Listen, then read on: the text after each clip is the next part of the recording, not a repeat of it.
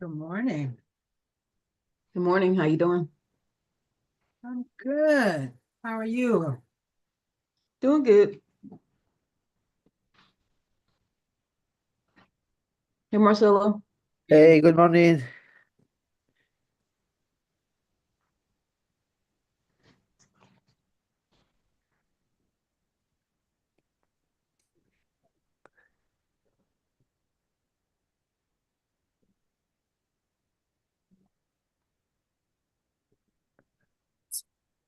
I want to give Alice a moment to get here. Okay.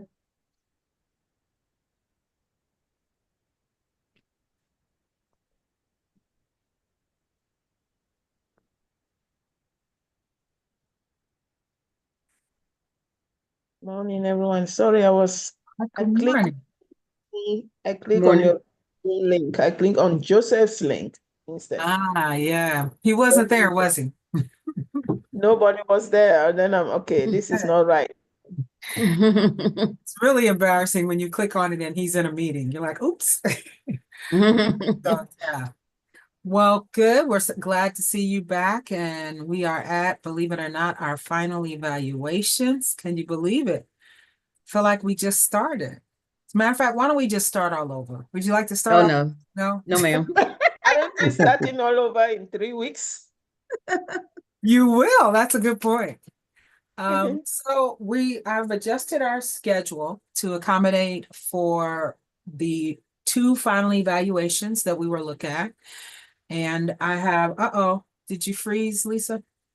And I'll present a didactic today on reframing, and we'll have some time for a little few logistics and then our IPG group. So let's jump in with our first final evaluation. Who would like to go first, Lisa or Marcella?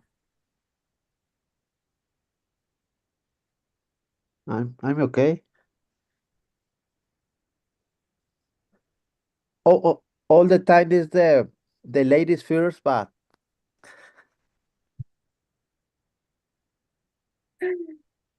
Why they always push me out there? Because they have confidence in you.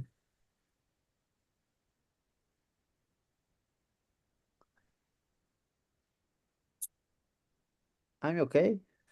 Yep, she just was trying to. Sorry. I don't know what's wrong with my internet. I think it's kind of rainy here, so Oh, that's maybe. probably. Yeah. Sorry. So you want me to go first, or is he going first? Marcelo, were you inviting Lisa to go first, or are you going first? Um, whatever you want. All right. Okay, let's back. I loved your signature, by the way. Thank you.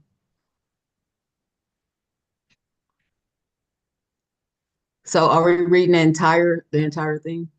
Without reading too many of the prompts, yes, try to make your way through. Okay.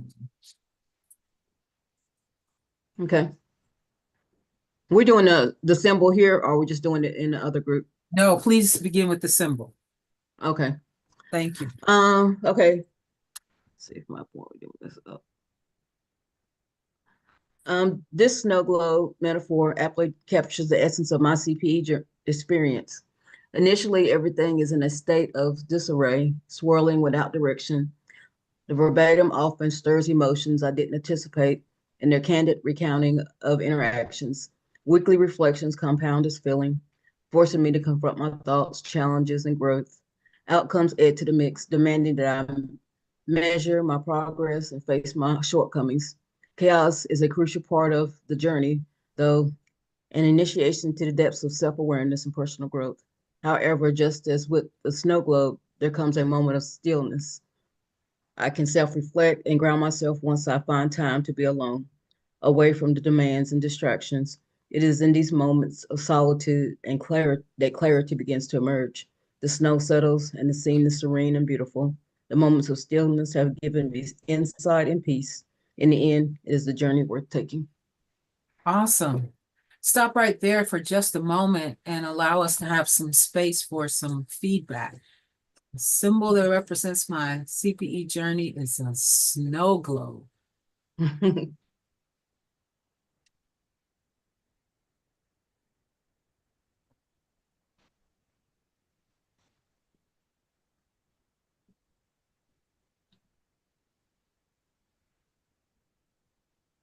Did you want me to say something, or are you guys saying something?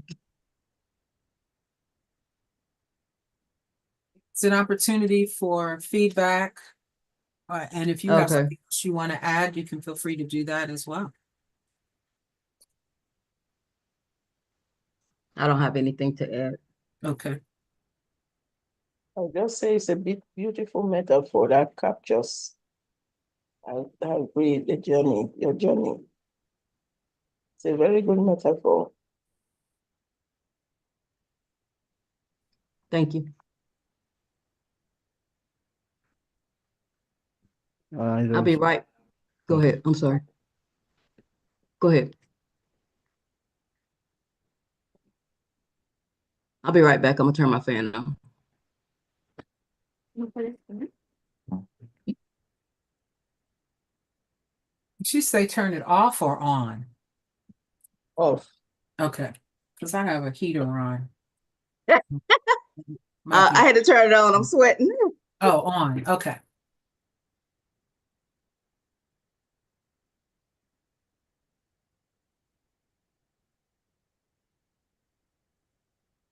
Marcelo, were you getting ready to comment? Yes, yes. This reflection uses a powerful and effective metaphor. Metaphor. The snow globe clearly conveys the emotional, challenging, and transformative process to this the CPE.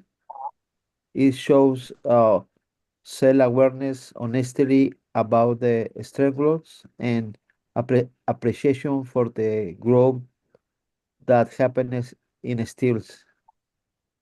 It is a truthful and well-structured evaluation the the their personal journey. Thank you, Lisa, for sharing with us. Thank you, Alice and Marcelo.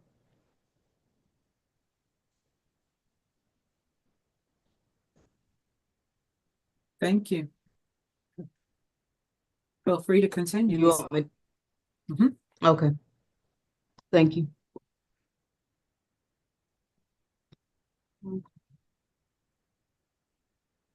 Learning contact, relational dynamics. I have addressed this goal by actively listening, leaning in when the person is talking, being in non-anxious presence, and making eye contact. Awareness of self and others. I have addressed this goal in the following way. I recognize that my lived experiences informs how I care for my patient. My self-awareness has grown exponentially over the last 2 units. I'm now able to recognize when I'm experiencing countertransference. So what do you want to read on this? It's kind of a lot. So this section, In this section, I want you to read your response to each one. just the response and not the evaluation part, just the response.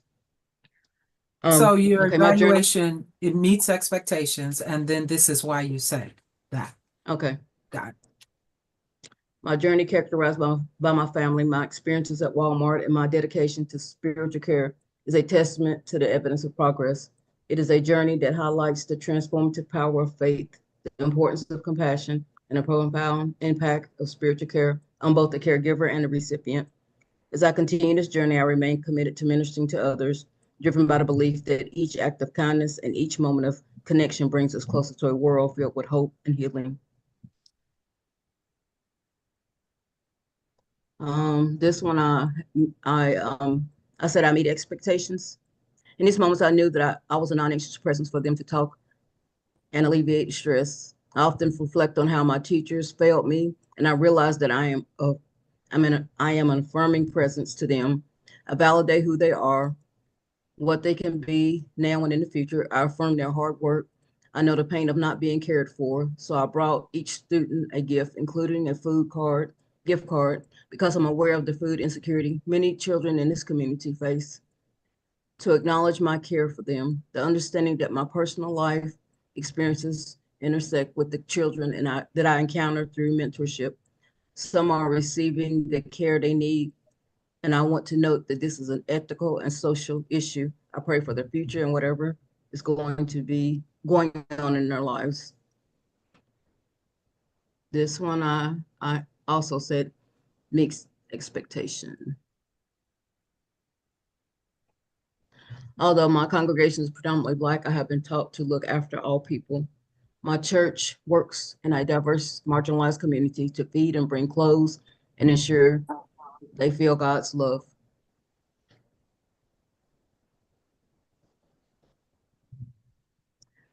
This one also meets expectation. Our social identity will intersect with my care recipients because we all are African American descent. The music we listen to in church symbolizes our hope that God can protect and care for us during our time of need. One favorite is Lift Every Voice, which we sing all month long in February. Another one is Blessed Assurance. So read the indicator as well, because so On we're all you of just them, or going just this one, or just going going forward. forward? Okay. Spiritual values-based orienting system. That demonstrate how one's orienting system informs spiritual care encounters. That it exceeds expectations. For example, I will encounter individuals from diverse traditions such as Christianity, Islam, Hinduism, Buddhism, Judaism, and indigenous spiritual practices in our multicultural society. Each of these traditions has its own beliefs and rituals and practices that inform the care recipients' understanding of illness, suffering, healing, and death. One of my rituals and practices that inform the care recipient's understanding, oh, I'm sorry, one of my care recipients does not want me to pray openly with her, and I respect and pray when I'm not in her presence. Awareness of self and others, articulate how self practices, including trauma-informed approaches, exceeds expectations. Learn to listen to my mind, body, and soul. As for my emotional and mental well-being, I see a therapist. However, it has been a couple of months. I still practice the habits that she instilled in me. For instance, taking deep breaths and exhaling to the count of 8. I do this about 4 times, and it does help relieve the tension. For my spiritual well-being, I listen to different types of music that help me refocus and bring peace to my heart. For social self-care, I will create opportunities to have lunch with trusted friends where we can talk and enjoy each other's company, which is helpful for me. Justice seeking awareness bias meets expectation. Self-reflection is a key to understanding the extent and nature of one's biases. I achieve this through journaling or discussing my thoughts and feelings with a therapist.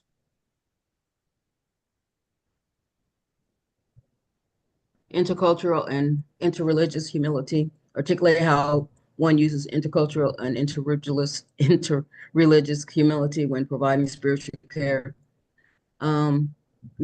Exceeds expectation. I had a care recipient whose culture expects you to be straightforward.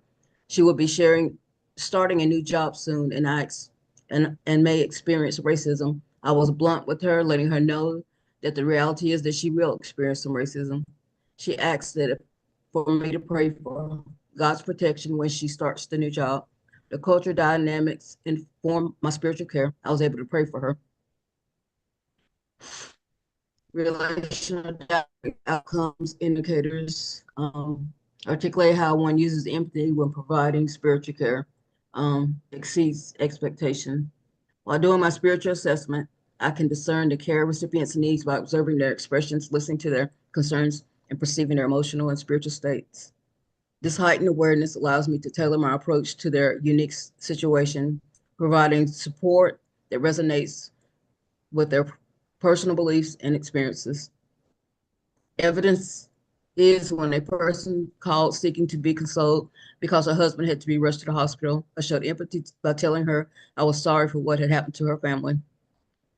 Relational boundaries, articulated understanding of healthy relational boundaries in the spiritual care context. I put exceeds, oops, sorry.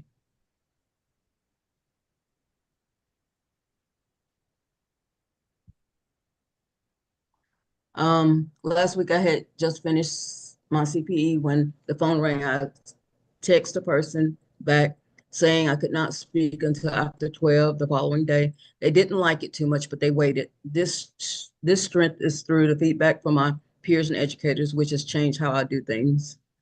Group dynamics indicator, identify group dynamics theories as they relate to providing spiritual care in one's learning process. Exceeds expectations. The group dynamics provide spiritual care for each of us.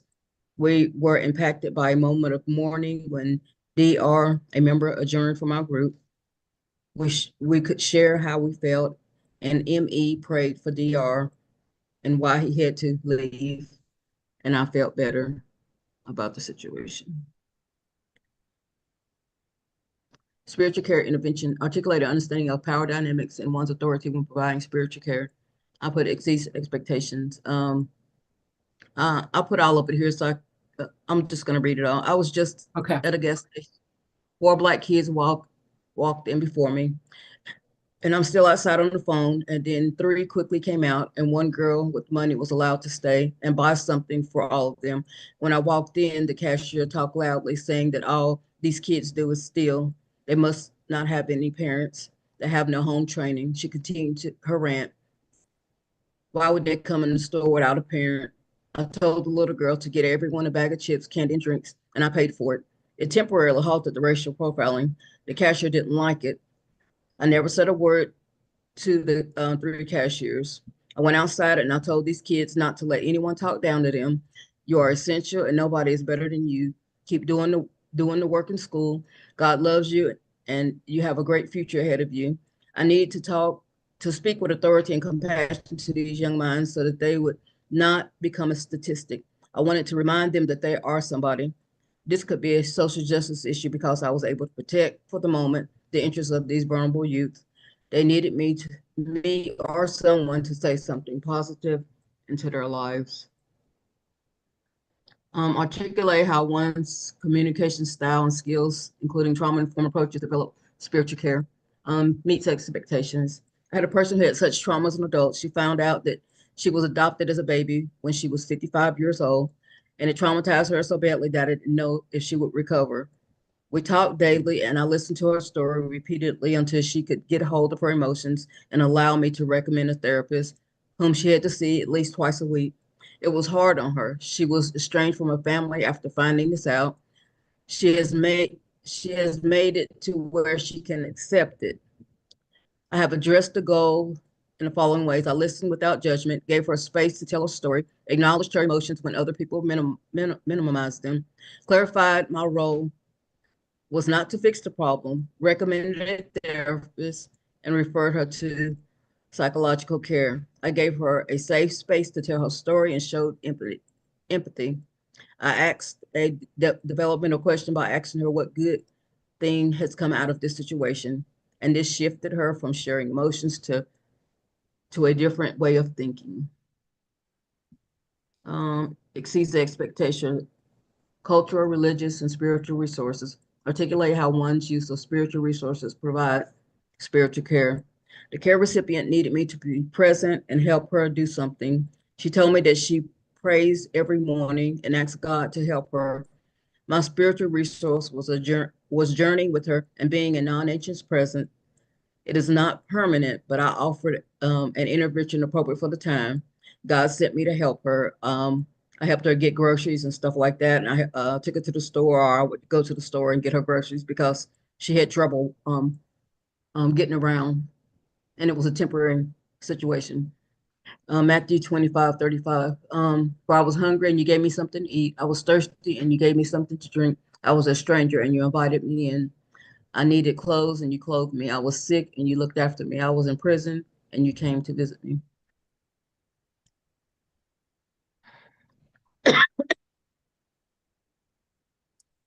Use of spiritual assessment care plans. Articulate how one's uses spiritual assessment when one provides spiritual care. Excuse me. I visited a care recipient on Saturday. Immediately, I assessed that she was highly stressed and overwhelmed with her living situation. She has a daughter and 2 granddaughters living with her. None of them work now because they live out in the country. No one has a car. They all live on her Social Security check. I told her it was a lot to handle and that I was sorry to hear the news. I assessed that she needed to be heard. I listened and confirmed by nodding or saying, I hear you, in other words of encouragement. Through talking, she said, I know that God is with me because he covers all the bills and provides the food, even though we sometimes have to rely on the food bank. I asked her if she wanted me to pray. She did, and we finished up and left. Articulate how one uses documentation when providing spiritual care is inappropriate to one's context, exceeds. Similarly, as a mentor, I built trust, respect with my students by consistently showing up and being fully present during our time together. My dedication is evident because I make our interactions with them, ensuring they feel valued and supported. I aim to create a safe space where they can freely express themselves, knowing I am there to help and guide them. Furthermore, I document our sessions to provide the school with a clear understanding of how we spend our mentor time together. This transparency not only enhances the credibility of the mentoring program, but also reinforces my commitment to the students' growth and development. Professional development outcome, articulate how clinical method of learning shapes one's provision of spiritual care, meets expectation. I went to visit a member and I assumed she wanted to talk about the death of her daughter. That was not on her agenda. She wanted to discuss with me whether she should sue the hospital. I had to change in the middle and did something different. We talked it through and I gave her some constructive feedback and we continued to talk it through. And in the end, she decided not to sue, that it would not be helpful. Ethical practices demonstrate the ability to recognize ethical issues in one's context and seek consultation. I recognized within my church that I needed to address an integrity issue in the finance department. This didn't turn out how I expected. I should have consulted with my DS first because I still seem to have unintentionally caused harm. I consulted a friend who was an elder in another church, and she helped me devise diplomatic solutions that I hope will not harm. I found training in the district and chose 2 capable people who went and were trained. I empowered them to take on leadership role in the church, and they are both thriving. Both ladies have taken 2 additional trainings this year. Demonstrate knowledge and adherence to attributes of personal and organizational responsibilities. I said exceeds. I noticed that we have an issue with the church finances. It was a fiscal integrity issue. There were not enough people to cover the checks and balances to ensure everything went as planned to protect the finance manager and the church. So I sent 2 people to get trained. Once they were trained, they could take on a new job so that we could be in compliance. Consultation feedback. I put exceeds. I consulted an elder United Methodist Church because I wanted to make sure I handled the situation diplomatically. I understood that I needed to get more people, so I found 2 ladies willing to step up and go and be trained. They have been trained and are doing a fantastic job. Engage and integrate feedback. Not yet finished with that, and I will complete it soon. Demonstrate the ability to offer appropriate and timely feedback to peers. I said exceed. Our group has a trusting relationship. Our educator also helped us set up guidelines to give appropriate feedback. I can offer appropriate feedback to Alice and Marcelo during our verbatims, which is my evidence. Teamwork and collaborations. I put exceeds. This week, I had a situation with a former pastor who attends one of my churches. She was asked to speak by the members on Mother's Day. She changed the church hours for Mother's Day, which would cause me to miss church because I have to go to my second church. She announced it at church without asking. This is not her first time doing it. I connected with the administrative council, brought this up, and told them she had not asked permission to do this. They called her and told her that she would have to change the time back. Articulate how one's readings of research is relevant to one's provision of spiritual care. I will finish this coming week, so I have not finished that one up. And that's all of that. Do you want me to pause? I'll keep going. Okay, let's pause there for a moment. And give opportunity for Alice and Marcelo and I to offer some feedback. Any thoughts? Mhm. Do you, and you can always ask Lisa to go back to something that she's read if you want to go back to a specific one to offer some feedback. I'll begin by saying this is very, Lisa, one, thank you so very much.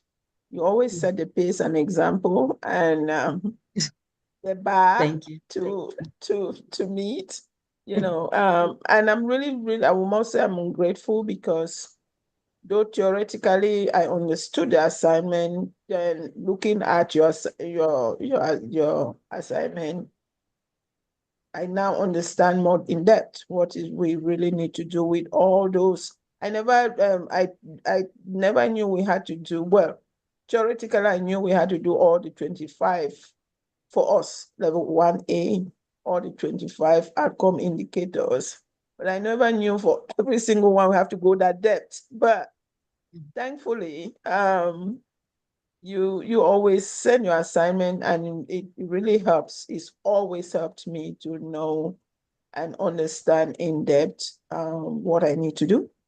So I would thank you for being an example. And just another word to say, I'm glad you are in the next session. You keep Thank you. serving I as appreciate that. a model. I really, really appreciate you. You know that I do appreciate you so very much. I really appreciate the depth of the evaluation. It is there's a deep sense of engagement in every single outcome indicator, and the depth at which you assess how you fulfilled it and really giving detailed example of how you did it, for me is I'm grateful for that. I can sense, again, I've been with you just one semester. I can sense the depth of that journey, and having been your peer and working with you through this collaborative team that we form, I can see the depth of that journey, that from January till now. So I really want to say I validate a lot of your assessment of yourself and assessment on how you fulfill the outcome indicators. When I write reference to students, for students that are very good, I would include that though it is the tradition that you must critique, show what the students, but in this particular case, I must acknowledge that it is hard to critique because it's always like there is something that is wrong, say something that is wrong. We always are pushed to do that. But I would really say I just appreciate the depth, the development, the progressive ways you have also again grown in this journey. I deeply appreciate that. And I also appreciate your openness, because I can see more from the beginning. I'm like, she doesn't really say much. But then as we go, it's like you felt more confident and trusted us, that you were able to share both your vulnerabilities and your strength, which is, again, for me, that is that beauty of saying, people always think vulnerability is a weakness, but there's strength in weakness. You know, I just remember 2 Corinthians, that when I am, my strength, my grace is sufficient because my power is shown in weakness. I can really see how your vulnerability through the journey also became your greatest strength. And that's why these outcome indicators and your reflective response to each of them convey. It is not just the aha moment, it is the chaotic, as you said in the metaphor of the symbol you choose, is being chaotic, but in the midst of chaos, there has been this I would say peace, in that it has really propelled you forward in this journey. So I just want to appreciate you. Thank you. And I want to say again that I value you a lot. And Donna, unfortunately, I'm not going to at this point, I think my assessment is she is authentically, this has authentically fulfilled, at least from the perspective of a colleague who has journeyed through January, these outcome indicators. And I just say a big time appreciation and thank you. Thank you so much for your kind words. I truly appreciate it. It means a lot to me, because sometimes I don't feel anything you said, but I appreciate everything that you said. It means a lot, and it helps build my confidence. So I appreciate it. Yeah. If anything I will add is that I want you to speak more. I want you to affirm yourself more. I want you to know that, your voice really matters. So I just hope that voice is used more. Thank you. I appreciate that. Hi, Lisa, it's my turn. For me, this is a complete word. It is too much to analyze, and I have select 1, 8, and 15. The one is the journey. I think the central idea is powerful. It show who your life has been a testimony of transformation and service, work, faith, and compassion. This I think this true. So I select the eight, IBA, the fact that you are running warning about to the possibility of raising show sensitivity and responsibility. So this is I think it's very important in your context. And and IB 15, the most powerful aspect here is the active listening and emotionally validation you offer, and Mm. who that experience becomes an opportunity to provide spiritual care. I think this is very important, no, in your ministry, but in your training for the chaplain. Thank you so much, Lisa. I appreciate your time with us, especially with me. Thank you, Lisa. Thank you, Marcelo. I appreciate your kind words as well. Y'all, both of y'all said things that I'm trying to accept them, that's who I am. So thank you, because sometimes you don't always feel that way, but it's important to hear from your peers, the feedback, to help confirm, who you are and what you're doing and that you're on the right track and doing the right thing. So I appreciate you both. Thank you. I appreciate all the feedback you have. And I think my favorite one was IB2, where you had such a keen awareness of your narrative where you did not feel cared for growing up in many ways, and how intentionally you cared for the children in the mentoring program. I just thought that was powerful, and I could just feel your compassion and your empathy and your support. And my second favorite one is the children at the store. And again, your in the moment realization, hey, I have some stuff coming up here, and I'm jumping in. And I'm going to use the resources I have. And I thought that was awesome. I want to invite a curiosity, and I also want to give some very quick, specific feedback, because I think it just might make your document a little stronger. And Okay. thank you. In IB9, Mm-hmm. you identify that you exceed expectations in your demonstration of empathy.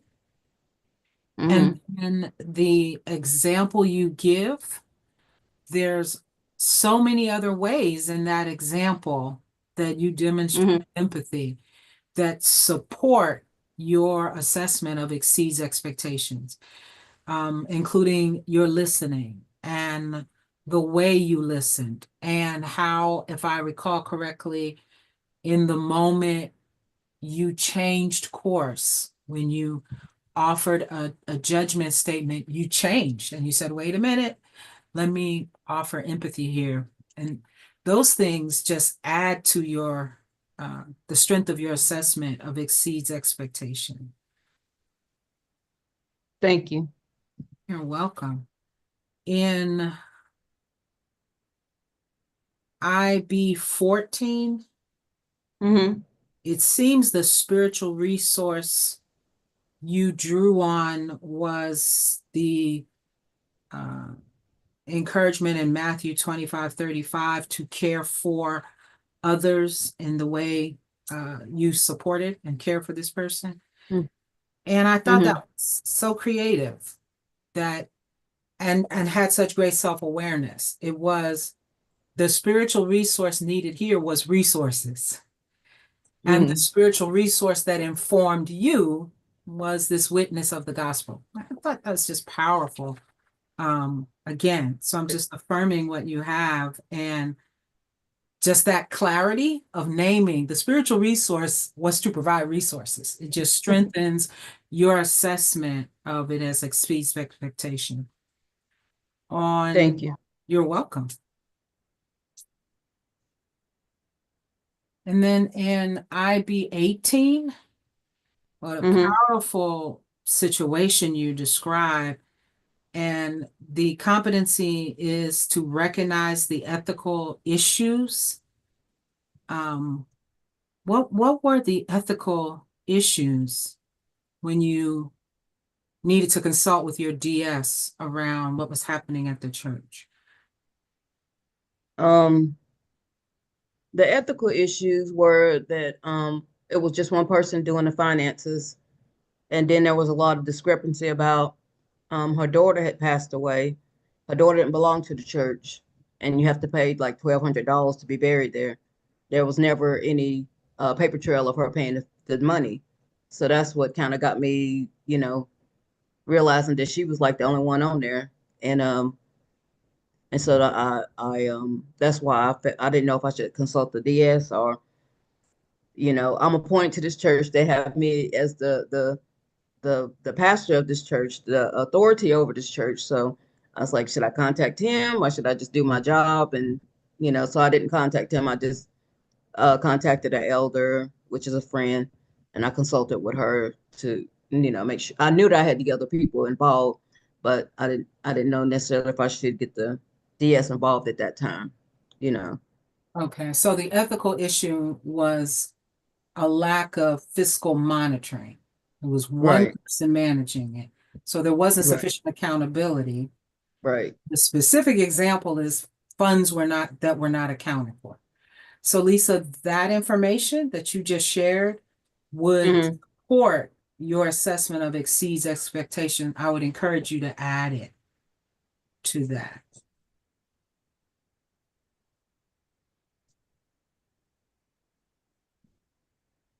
Okay. That's excellent.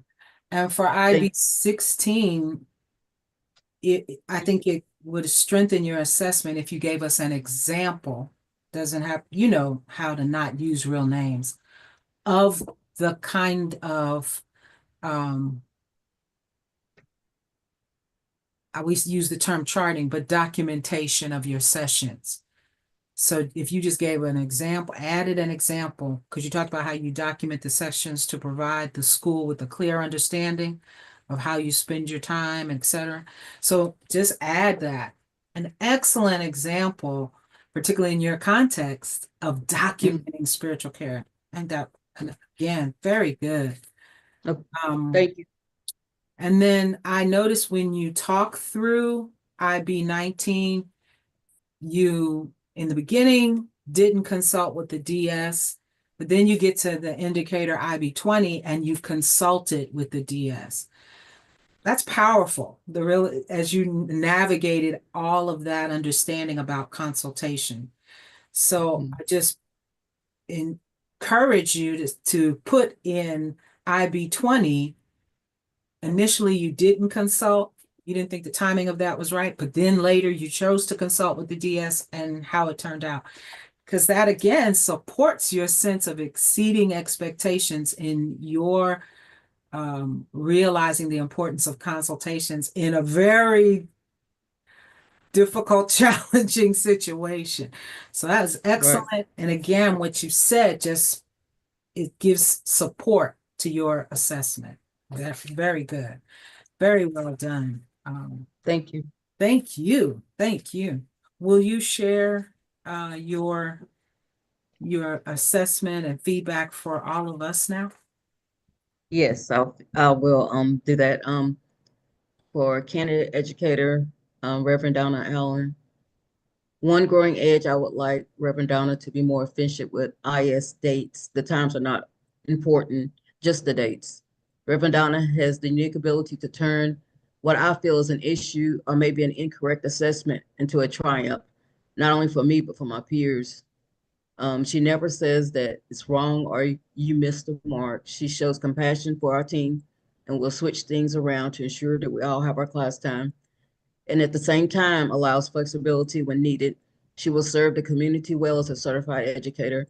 Her techniques, which have helped me dig deeper and find what is going on and why my experienced counter transference have been helpful, or show me how to ask the care receiver the right questions. AY, a growing edge for AY is to continue to practice self-care so that she will not be burned out. AY knows how to create an environment of trust for her care receivers. You're always non-anxious presence. You seem to allow your countertransference to inform you about the care that you give. When Junior was going through a rough time, you listened and didn't try to fix the issue with him or his father. At times he seemed to want you to give him the answers, but you remained steadfast and allowed him to find his way. Thank you for the feedback you always offered, which is always helpful. ME, a growing edge for ME is to continue to ask empathetic and developmental questions before offering prayer. I know that you have two demanding jobs. You keep showing up and doing it every day. I love how deeply devoted you are to the care receivers. You have much to offer, and your community is blessed to have a chaplain like you. We have a great relationship in our group. It is trusting, supportive group, and I'm thankful for that. We can give each other loving feedback.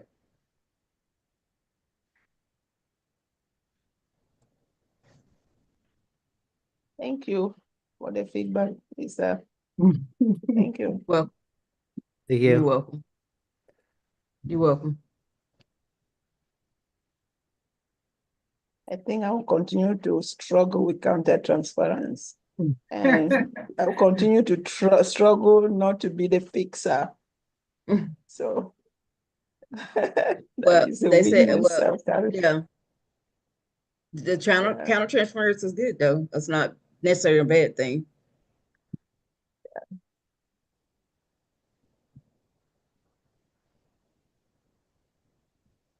Do you want Can me you to say take it down, more Rep? about that? Can you say more about that, Lisa? Sure. Feel free to take it down and say more about what you just said. Countertransference is a good thing. I mean, because it helps inform the care that we give. Like, I just recently had a situation that just really kind of connected to my past, and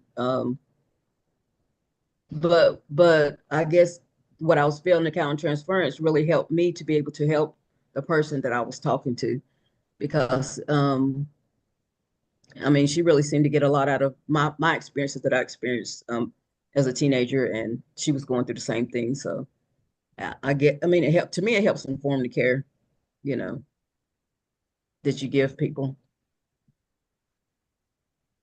if I explained it the right way. Thank you. No, thank you.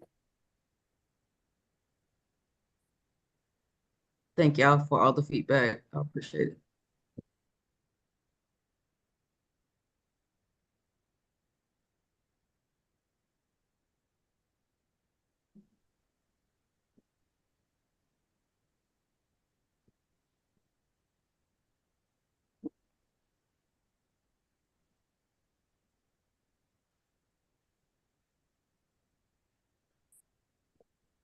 Does that mean that after final evaluation, Lisa is done, completely done? Well, before we shift Alice to that, I want to make sure Marcelo has an opportunity if he wants to give any feedback to Lisa, particularly on his assessment of him. Oh, sorry Is that about okay? that. All right.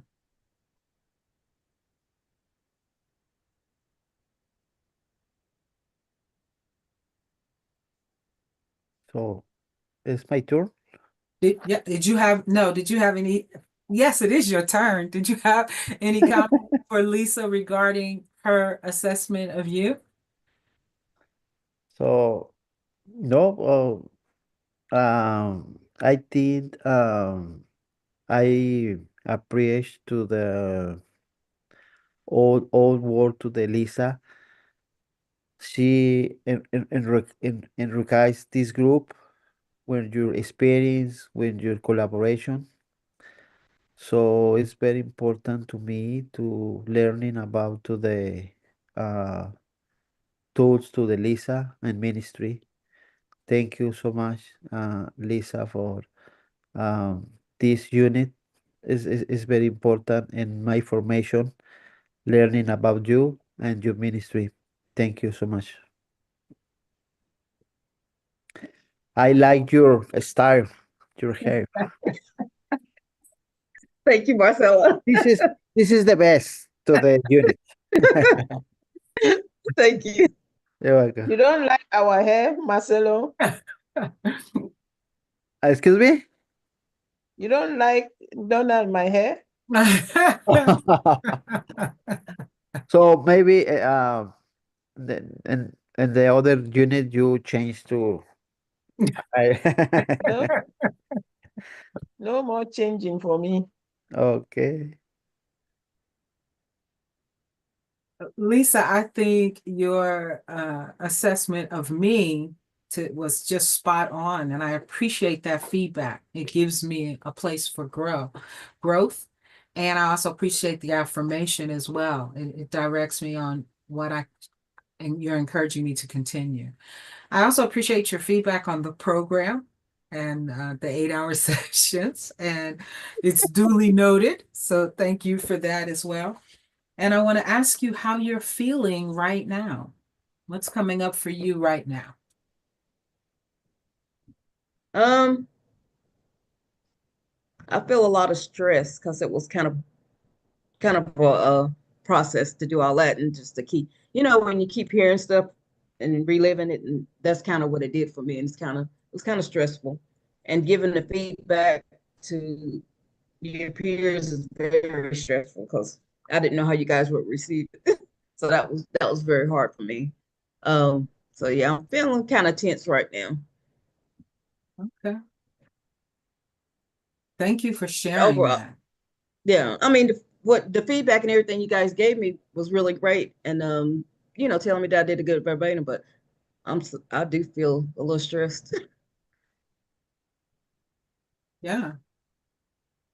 I hear your stress. You said I did a good verbatim. You meant a good final evaluation. I And hear it. I yeah, the hear it. evaluation, but yeah, Yeah. maybe I just need to walk around doing our break. Okay. Okay. So you're feeling the on the spotness in a whole different way, huh? Yeah, yeah. You think it would get easier, but it doesn't. It Not for doesn't. me anyway. No, no.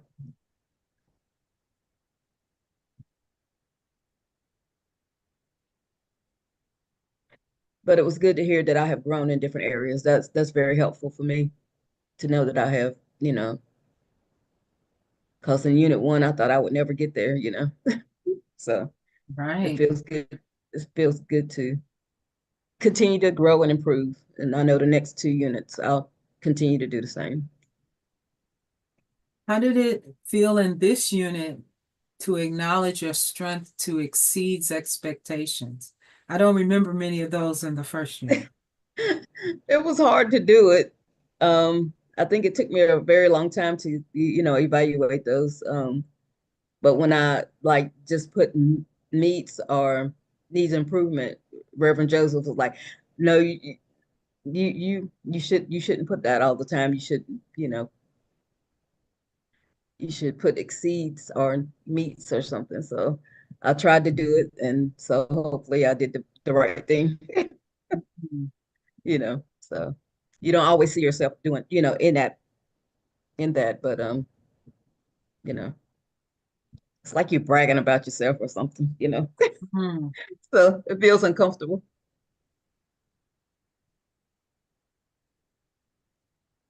Bragging about yourself. Yeah.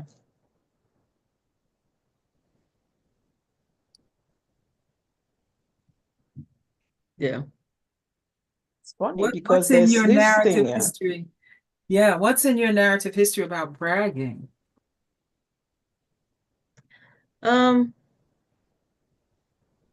I don't know if it's necessarily anything in my narrative history about bragging, but um, it's just the fact that you've always felt less than. You haven't felt like you're better. I mean, other people are better than you, and you're just nobody. You're a nobody in life, and that's where I was for a large portion of my life. So Mhm. that's probably more it than anything. Mm.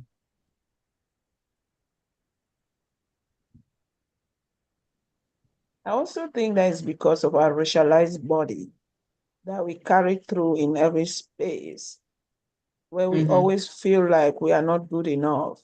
Comparatively, we are not good enough. You come to a point where you can rightly affirm that I'm good enough and claim it. For like me, I had to come to a place where no, I'm very good enough.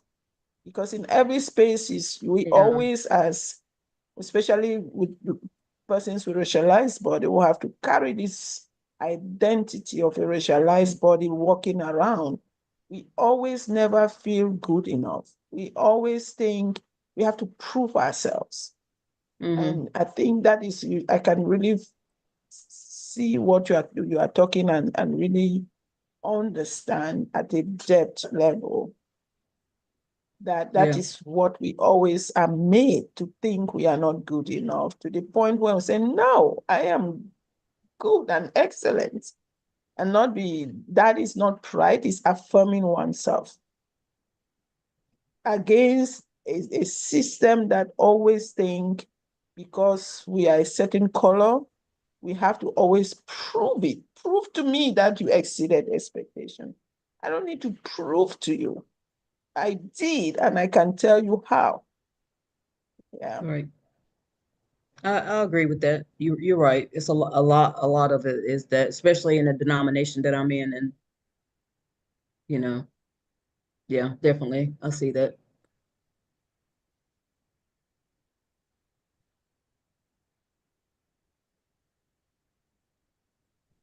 Yeah, thanks for sharing that. I appreciate it.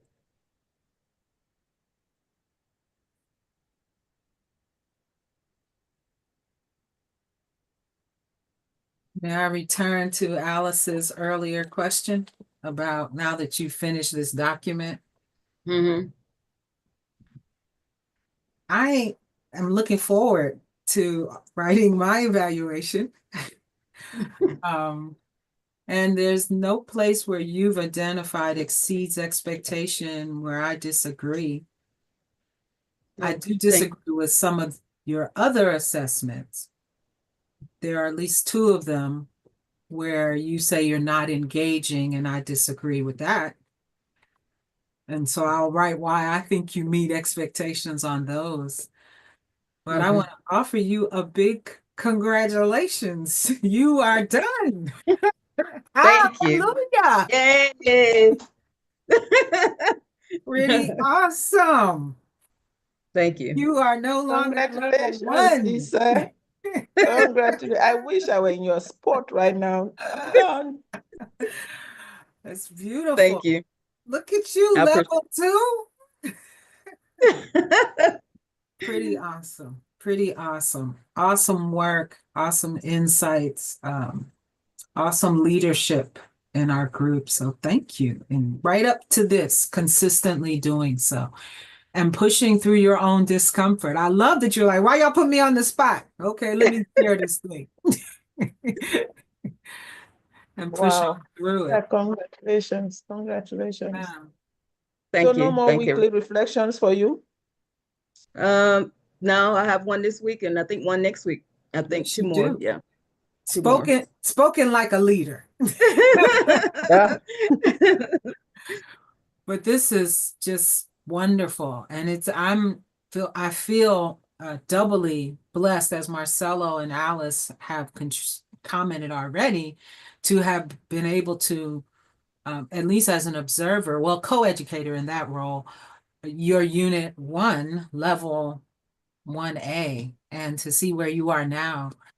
And I'm just like, wow. I appreciate it. Yeah.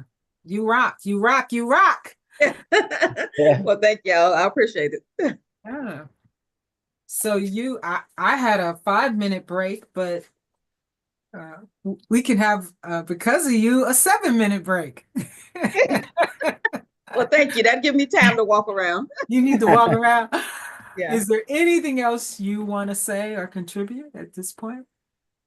No, I just thank you all for your kindness and support because it means a lot to me. Thank you. Thank you for your vulnerability and your transparency in your work and for your affirmation of yourself, as well as your acknowledgments of your areas of continued growth. Well done. Well done. Thank All you. right. Let's take a break here, come back at 10 minutes after the hour. So in this time zone, 11:10. And for you, that's 3:10, right? 210, 210. 2:10. Thank Mhm. you. Because I can't Mhm. always count. I'll see you then. Thank you. Thank you. Yeah, thank you. See you.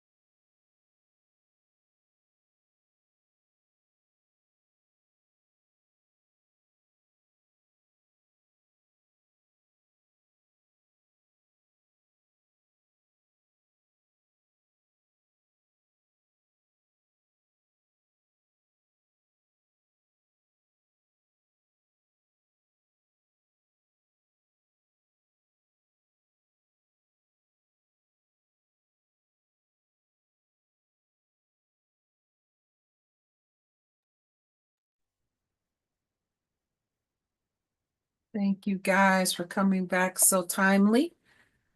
Marcelo, we are in your hands. Okay, thank you. Let me share.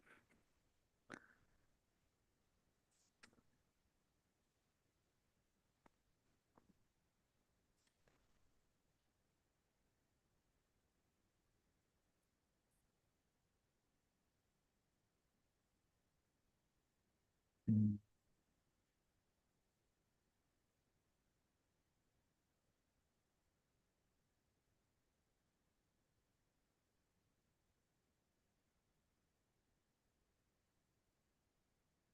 Wait, please. Let me see.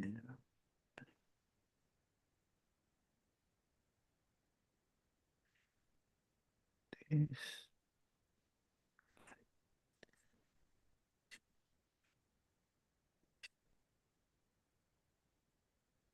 So, um, okay, you can see. Yes, looks good. Look Okay. good, everybody? Okay. Okay. So I'm started final evaluation 1A confidential. My name, student, CPE, Spring, ACPE, certificate educator, Dr. Reverend Donna E. Allen, and date unit January 2025 to May 2025.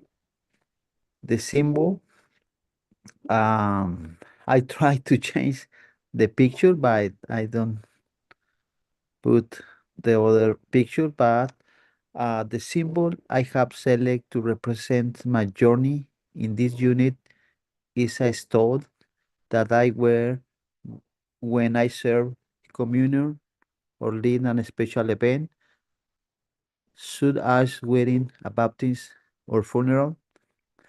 This stole was made with pieces of fabric that were not very clear, and it was intentionally designed that way to remind me that Christian service is direct toward the vulnerable, the forgot, and the margin, marginalized.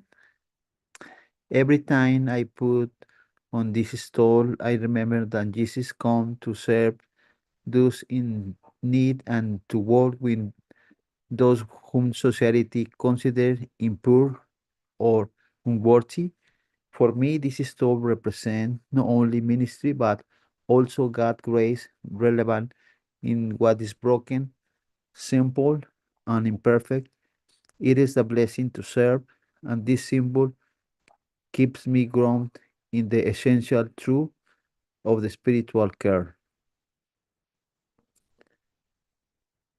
So, section one, learning contract.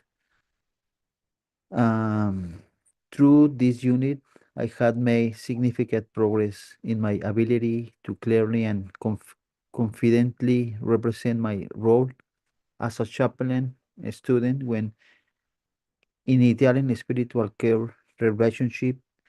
During my service in the hospital, I have learned the importance of clearly representation my role and function and as chaplain student from the very first contact with patients. When I enter in a room, I introduce myself. I am clear and respectful manner. I am here to offer emotional and spiritual support. If you would like. Section 2 for each indicator, please evaluate yourself, mark X, and provide a narrative at the end of each category. Um, A IA1, identify formative and transformative experience in one narrative story and the significance to one's spiritual journey. I put met expectation, a formative and transformative experience in my personal narrative that has deeply shaped my spiritual journey has been my service as a chaplain in the hospital, accompanying patients during moments of crisis, illness, or loss has led me to a deeper understanding the human suffering and the power of spiritual presence. A I A2 articulate awareness of reflection of when a care encourages intersect with elements of the one narrative story. I put three met expectation. One of the most significant experience I had during the DCP period was when I accomplished a Hispanic patient who was alone, without family, nervy, and fearful of an uncertainly diagnostic. As listening to him, I remember moments from my own life as an immigrant when I feel alone in a new country, new different language, and uncertainly this encourage help me reflect on who my personal story, marked by displacement and the search for meaning, can be a source of authentic connection in the ministry or spiritual care. It was a moment of integration where my past was transformed into a tool of healing for others.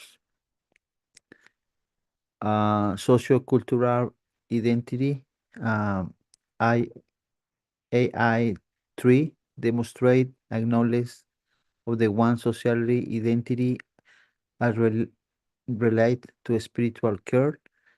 I put exceed expectation.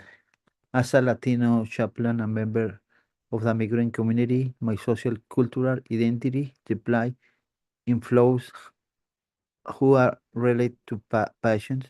My experience of routine and adapting to the new culture allow me to the better understand the emotional and spiritual need of these who share a similar story. This identity enabled me to connect authenticity and empathically with patients, especially those of Hispanic origin, provide care that is closer and more meaningful. IA4 articulate awareness of reflection when a care encourage intersect with element of one's social identity during I select expect exceed expectation during the recent spiritual care inquiries when Hispanic patient I become aware of who my social identity as a Latino migrant shaped my approach to offer support. I understood their fear and struggles on deeper level, having faced similar challenges myself. This awareness allowed me to connect more authentically and offer a more compassionate and cultural sensitive presence. A spiritual value basis oriented system. AA5 describe who wants value and benefit about the spiritual care and part of the one's orienting system. I select three mates expectation. My values and beliefs about the spiritual care are deeply rooted in the idea that care should be holistic, respectful, and person-centered. I believe that everyone is unique and therefore their spiritual experience should be treated with empathy, compassion, and respect for their belief and cultural context. Awareness of self and others. A1 A A6 demonstrate knowledge of the varieties of self-care and innate they use the self-care practice. I select make 3 met expectation. At this stage, as a chaplain student, it was being formative process, and I have come to understand that self-care is essential to provide effective spiritual care. I recognize the importance of implement self-care practice, so as personal playtime, physical exercise, and rest, to stay balanced and prepared to care for others. Wherever the practice aren't challenged, in other words, they are too many. Justice, second, awareness or basis. I-8-7 demonstrate an awareness of implicit and systematic bias including cultural and value belief, based prejudice, and this impact on spiritual care. I select number 2, need improved.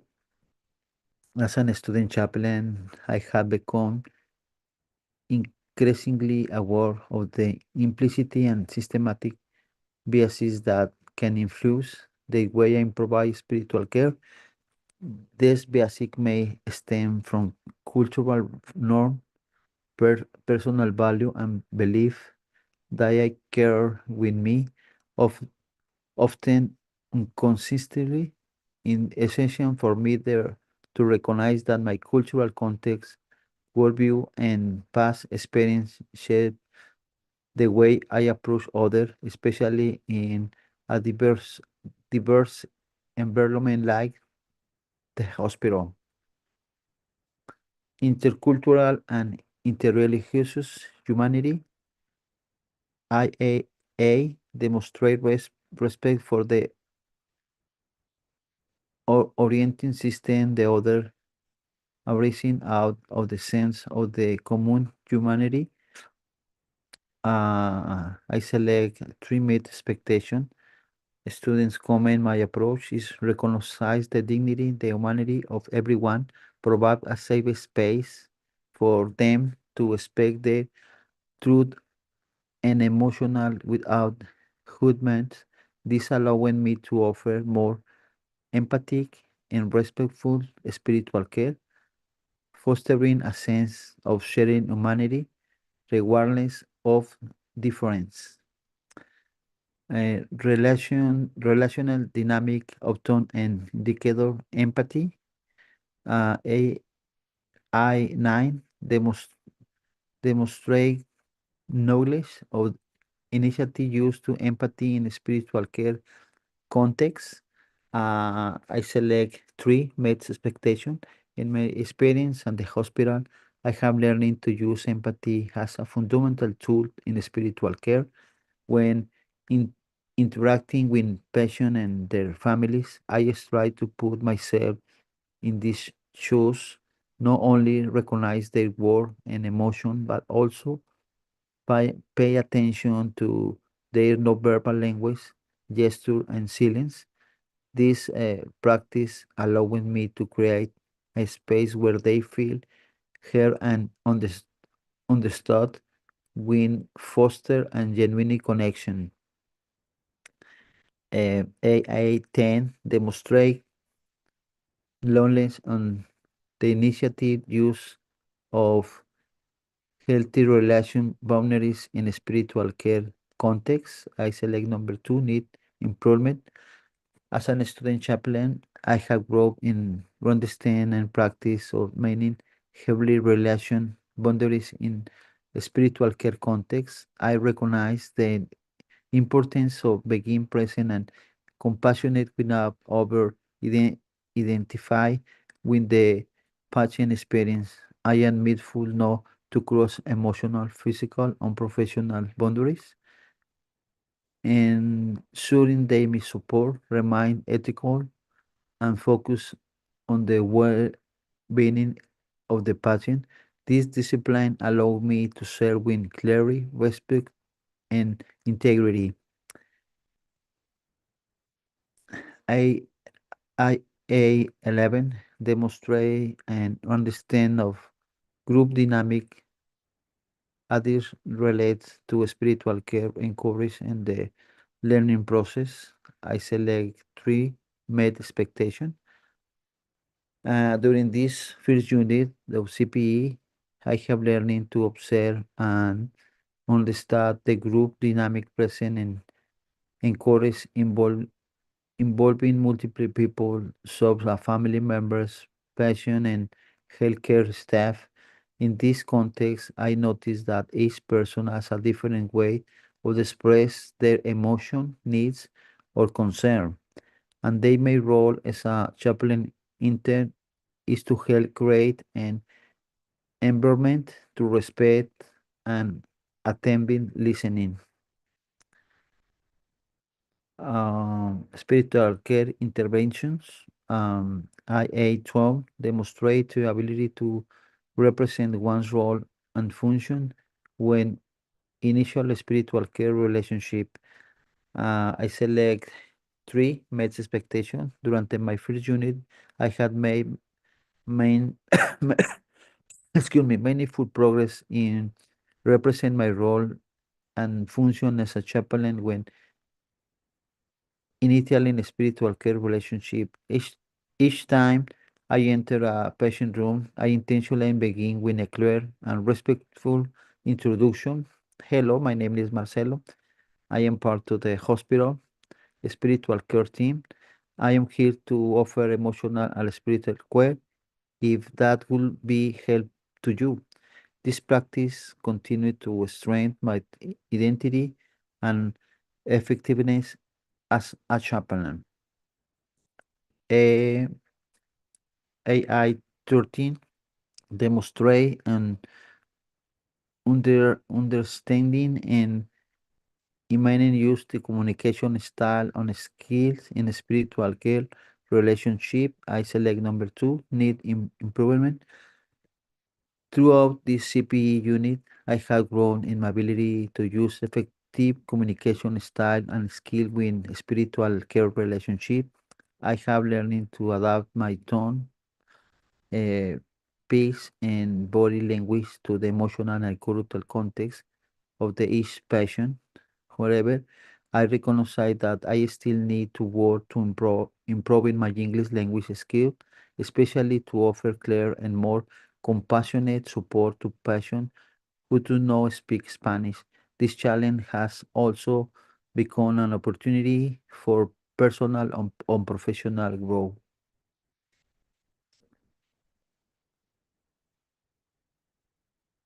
Demonstrate and understanding and initially they use spiritual resources that address spiritual well-being.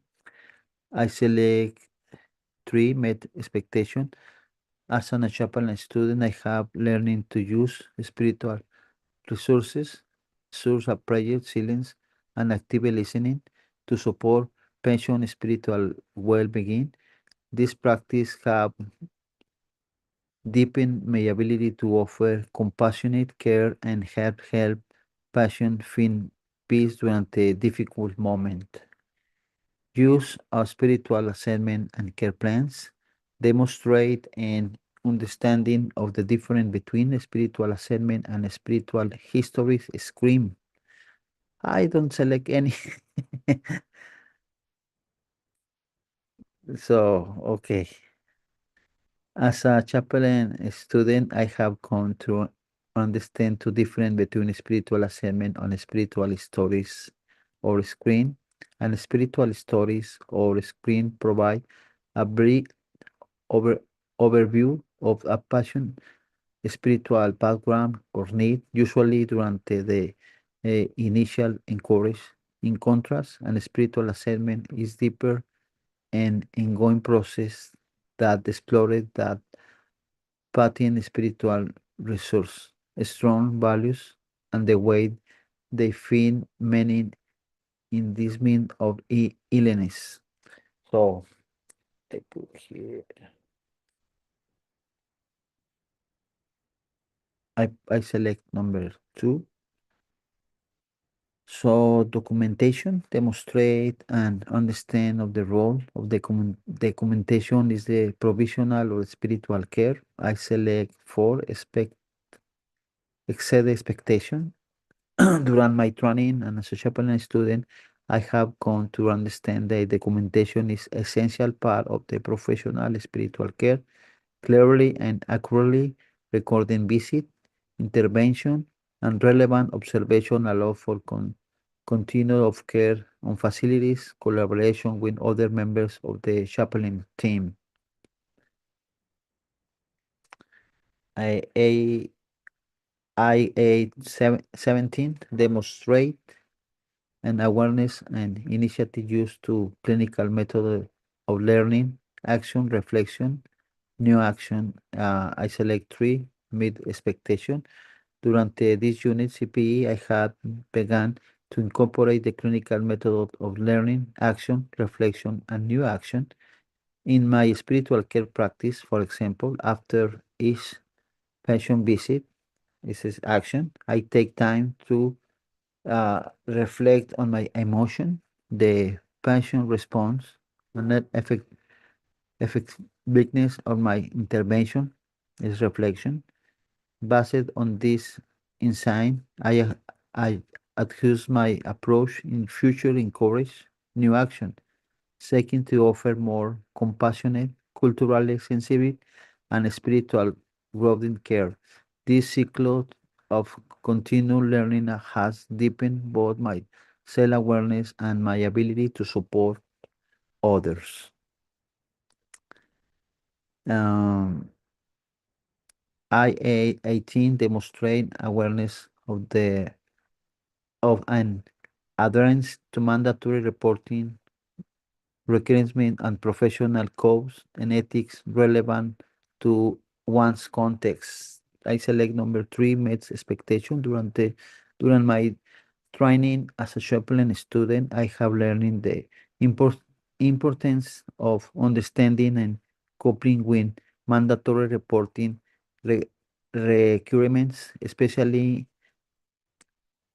in case involving abuse, negligence, or risks to patient safety. Likewise, I strive to adhere to the professional codes, the ethics that guide spiritual care, ensuring confidential respect for each person's dignity and integrity in my ministry within the hospital. I IA 19 demonstrate through one's behavior the attributes of integrity and honesty in one's spiritual care, practice, and learning process. I select three meets expectation. As a chaplain student, I had been intentional about practice, integrity, and honesty in every aspect of my spiritual care work.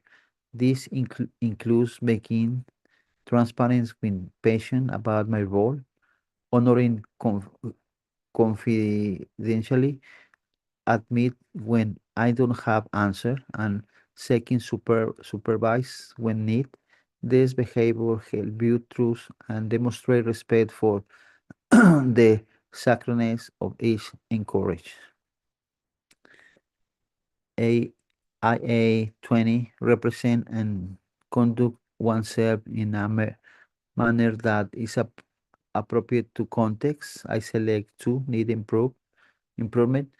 As a chaplain student, I strive to represent and conduct myself in a manner appropriate to the hospital setting by dressing professional, maintain a calm and restful demeanor.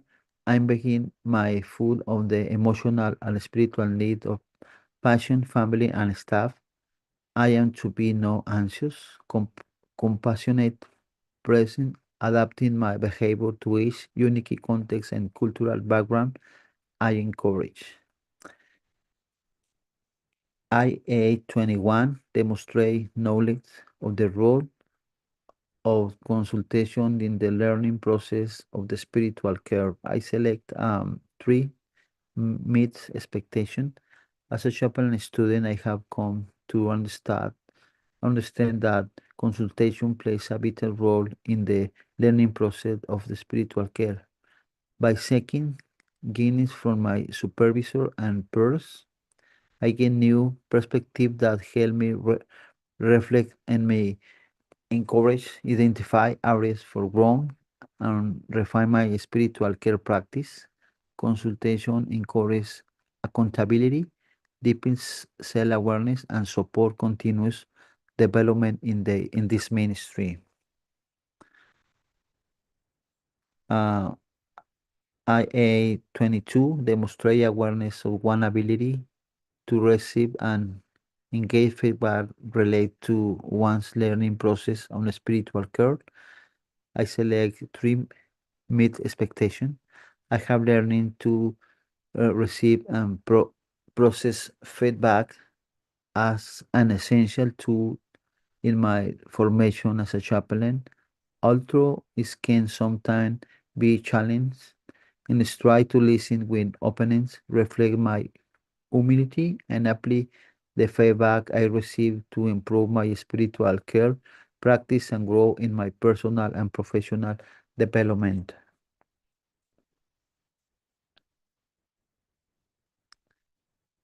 IA 23 demonstrate awareness of one's ability to offer feedback related to the learning process to spiritual care. I select three meet expectation. I have learning to receive and process feedback as an essential tools in my formation as a chaplain. Although in case something be challenged, I restrict to listen with openness, reflect my humility, and apply feedback I receive to improve my spiritual care, practice, and grow in my personal and professional development.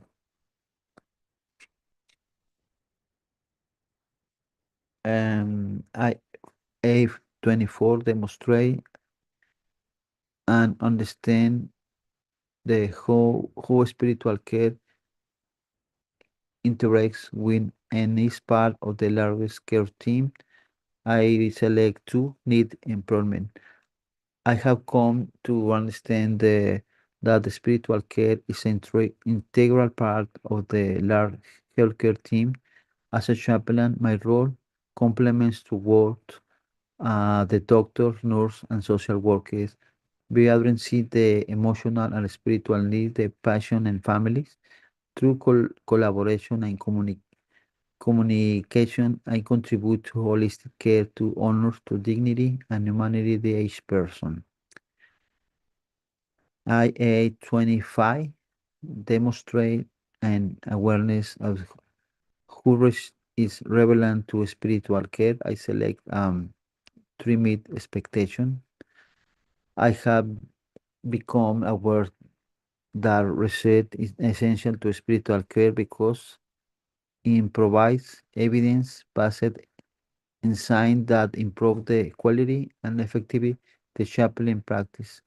By engaging with current studies and finding, I can better understand patient needs, evaluate the outcome of the spiritual intervention, and continually grow in provide information and compassionate care.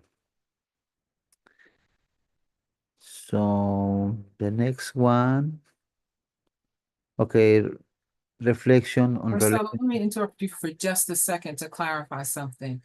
Sure.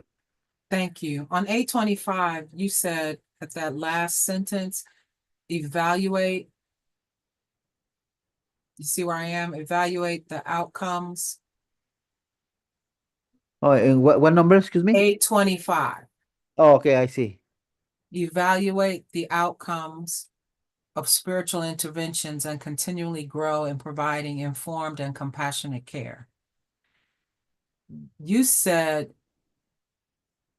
information instead of interventions. Evaluate to come to spiritual intervention.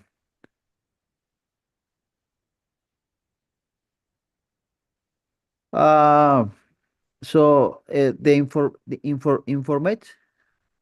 Information. So in in the hospital, we have a staff meeting every Mhm. day in the morning. So I um share the information about the for example, I can share everything this day, this moment. Okay, I share with the only the when the staff, team. yeah, when the team. Okay, that's excellent. So I just want to note that you said a different word than what was written, and what you've just described Mm-hmm. would make A24 an example of how you meet that expectation Mm-hmm. because you're working with a larger, in that case, spiritual care team, Mm-hmm. and you're sharing information with them. Mm-hmm. That's collaboration. Yeah, it's collaboration because and sometimes the nurse call us. For example, in I stay in the 5th floor. Yeah. So in my time, when I receive call to the nurse connect with me, and one patient need support. So I'm going to the patient. I support to the patient. I connect with the nurse. Oh, this patient is very well, or let me know when he need more um, spiritual care. No, only when the nurse. Yeah. In this unit, I don't have any intervention with the doctors. Only when the nurse. Okay. Yeah, yeah. That's very good, Marcelo. So I-24, by what you just said, is Mhm. not needs improvement, it's meets expectations. Because you don't have to collaborate with everybody on the care team, but Okay. you collaborate with the nurses by the example you've just given. So I move to the 3. You move to the 3. That's Okay. my recommendation. That's my recommendation. You move it if you want to, but that's my recommendation. Because you collaborate with the nurses and you just shared an example. When you share that information with the team, you're also collaborating with the team. Okay. Okay. All right. Thank you for letting me interrupt you. Okay. So continue. Okay. So the last one, no, is Mhm. reflection on relationship. In this section, include a discussion of the supervisor consultation you have received, as well as in your role in your peer group, your relationship with each member of the peer group, and your assessment of their strength or growing aid on a spiritual care provider. Okay. Durante this unit of CPE, the supervision of the Dr. Reverend Donna E. Allen has been a deeply formative experience and a great support in my learning process. All the beginning, I found it difficult to adapt to the group interaction dynamic and the reflective style of the program, but Reverend Allen showing a high level of professionalism, empathy, and sensibility toward my situation as Hispanic students, especially with my speak with my English. Her leadership has been essential to my growth. Give me, give me with patience and wisdom through each stage of the process. Thank you to her accom- accompanying. I have gaining confidence, practice with great clarity, and carried out more intentional work in my chaplain's formation. I deeply value and respect her role as a leader in this unit, and I'm grateful for the opportunity to learn under her guidance. Lisa, durante this unit CPE, I have deeply valued your presence and practice in our group.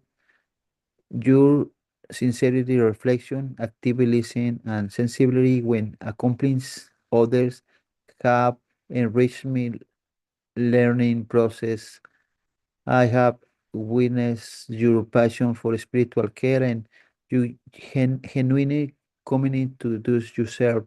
I am confident that you have a great gift and that you, path as spiritual care provide, will positively impact many lives. Thank you for sharing this journey with me. Alice, it is a been blessing to share this state of formation with you. Your way of expressing yourself, your clarity in expecting from the heart, and your committing to personal and professional growth have been an inspiration to me. I have learning a lot of observing who you provide care, and I truly believe that your talent and dedication will make a meaningful difference in the environment where you serve. Thank you for contribution with your authenticity and the dedication in this learning space. Sincerely, Marcelo.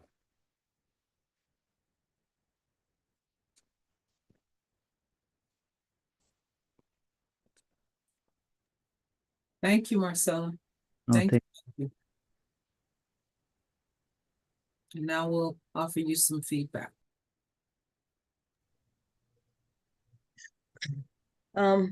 Marcella, that was a great final evaluation.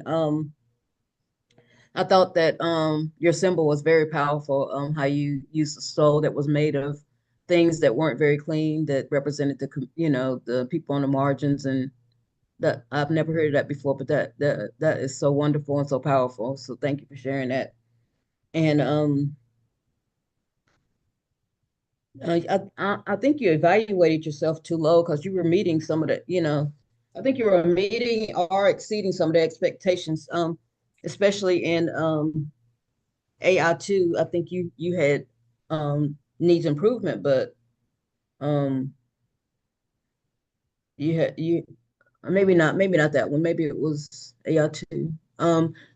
I love the way your narrative history talked about your narrative history. You didn't have it on that one, but I like the way you talked about your narrative history and your social identity, how it connected with the patients that you serve. And AI7, I think you that was meet expectations, but I think you had needs improvement. You had needs improvement on like a lot of them. AI10, I think you met that expectation. Um, you're demonstrating an awareness. So you have exceeded or met that expectation on AR10. AR13, AR15, 17, and 20 and 24. You might need to go back and look at them because I think that if you read what you wrote, you don't need improvement. You either meet it or you exceed it. But I think it's a great final evaluation. And thank you for your kindness of what you said about me. I appreciate it. thank you so much, Lisa. I appreciate too.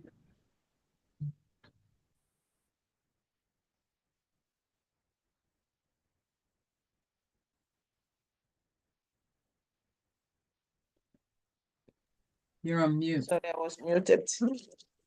Marcelo, thank you so much. It's been really terrific having you as in a team. I call a class a team because team is when people can really work together, that togetherness. So I really appreciate that, having you, getting to know you all through this journey, that you're a partner in this journey of chaplaincy. So I really, really appreciate you. And I appreciate your vulnerability in saying it was hard for you to adapt.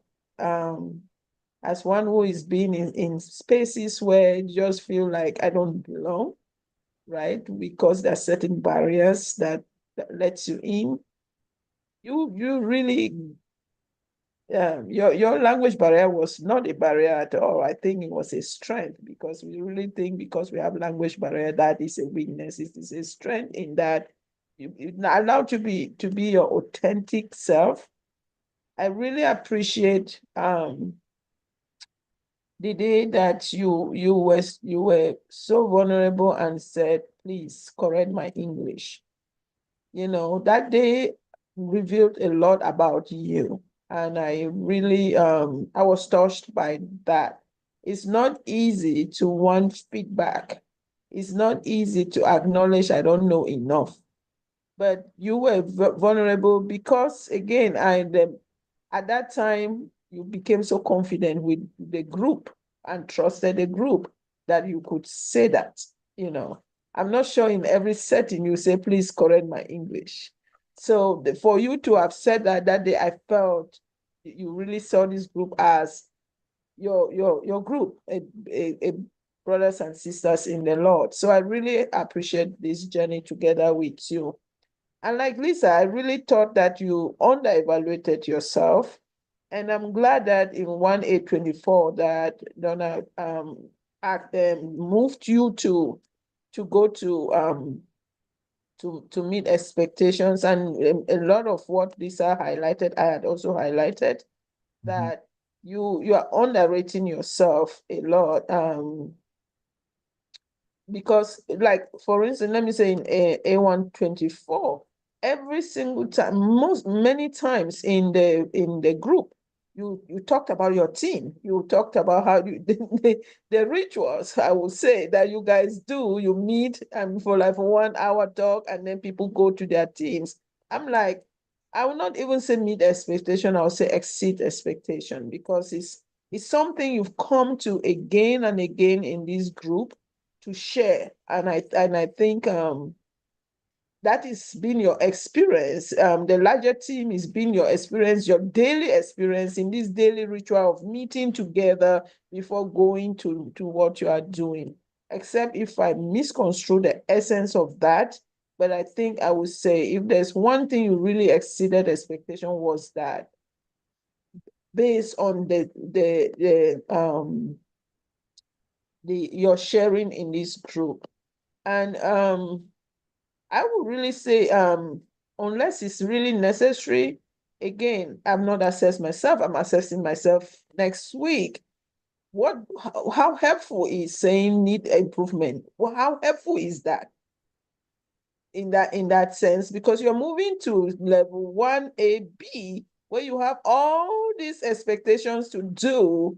When will you go to improve and meet those level 1A that you need improvement? How will you reassess that unless it shows up in level 1AB? But that is left to Donna to try to explain to us. I want to know the essence of the need expectation, why you met those expectations as Lisa said. And if you need to stay there, what is the essence? What more can you do than what you have done to move the needle? And if you are moving, where will you move it when you get new sets of 25 to start all over again in level 1AB? But thank you for your assessment of me. I just appreciate you. We've had a really good team. That's the best thing of having a smaller group. I look at the list for the next one. The group is larger. Then it begin to scare me. It's like a larger group is not the same dynamic. But anyway, the owner will still create an environment that will allow that, since she's still the teacher. So I'm trusting that. Thank you, Marcelo.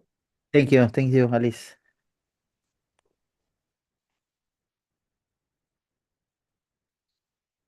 How are you feeling, Marcella? Where are you right now? Woo, okay. Okay. In this moment, although I feel tired, but I'm very happy to be able to share with you um a very valuable experience that served me in my formation. as a chaplain and my ministry. So I think my expectation we are excelling because there is a very committed and professional team that help me to grow, and that is important to me. So this unit, I like it, but this is tired. It's tired. The whole process is we need um a lot of time for the unit. I love that you said, hey, it's too many hours in one of your um indicators. I said, okay, Marcelo, that's pretty clear. Um, I'm recalling that when I had the privilege of observing you, that you would approach the patient very intentionally, very gently. They were, in every visit that I observed, they were in bed. And you did not go to their head and stand over them, but you approached them from the side. And you created an intimate space without being over them. Mhm. And when you introduced yourself, your posture was very humble. And when you introduced yourself, you said, I'm a student chaplain. Do you recall that as a part of the way you approached patients? Mm, yes, yes.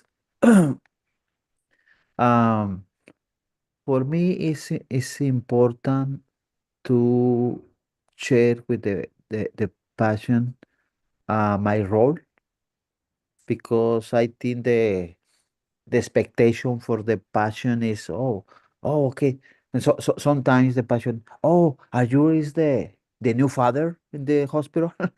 No.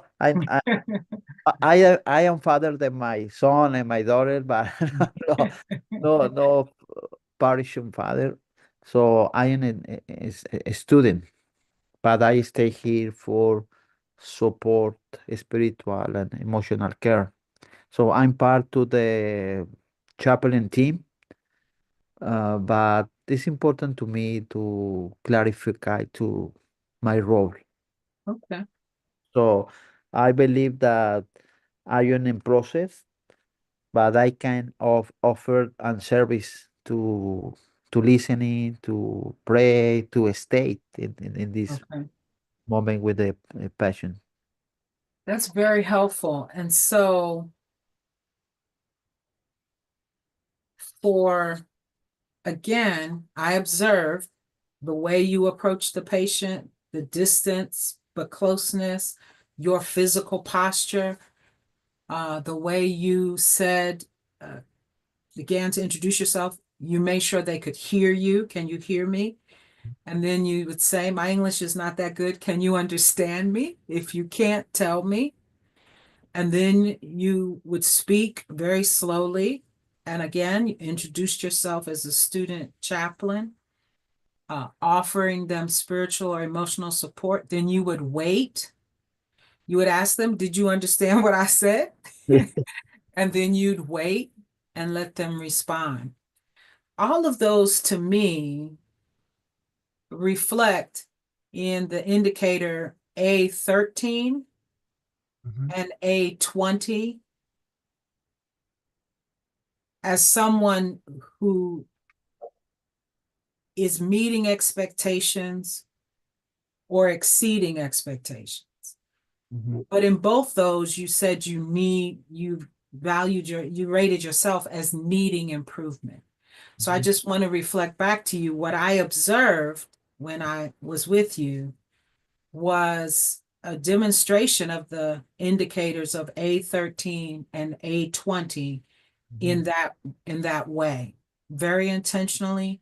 And I watched you do it again and again and make subtle adjustments as you went from one patient to another.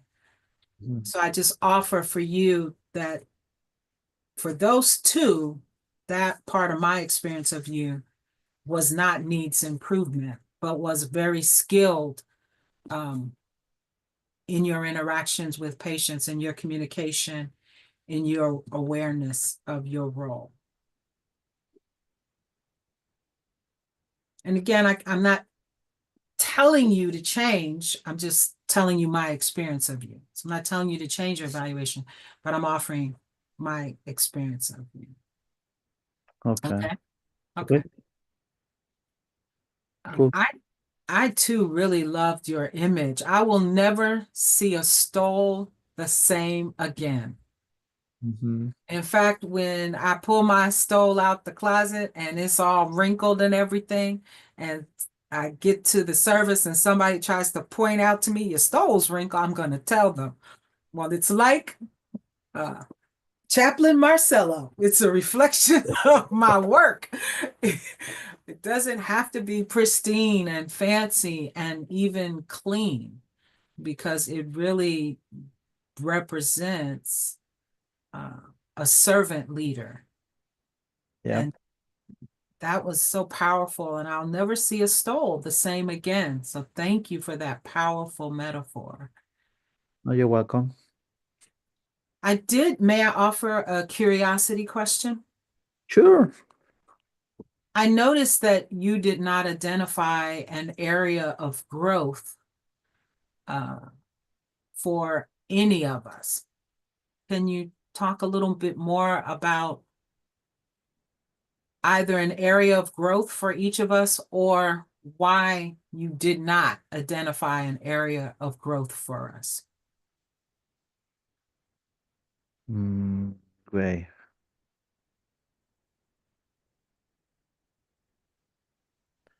Oh, okay. Okay, maybe I understand the question. This is for my growing or for you growing? For our growing, what would you Oh, tell us that we need to do for our growing? okay, for this group. Yes. Oh, okay, okay. So And for, not just the group, but the individual, Lisa, Alice, yeah, Donna, yeah, yeah, each yeah. of us. Oh, okay, okay, okay. So I think this group has through me the value to listen and the mutual support. Mhm. So I appreciate the Lisa, Alice, and Donna, your honest and caring feedback, because this is important, because w- w- your perspective is different to me. So your collaboration, um um your apportation is very, very important. So Lisa and Alice, I think this is have a lot of tools in the ministry. So I see these two wonderful women working in one place in the hospital, uh, serving in the future. But I think uh, Lisa is ready, is ready for for the working in the hospital. So Alice is in the process to the preparing for the future, but need um, more intentionally uh, the the the personality to the Alice, for my opinion, he need more I don't know, say let me. Say it in Spanish first. Yeah. Let me. So I encourage him to speak in Spanish and then let it be translated. for you.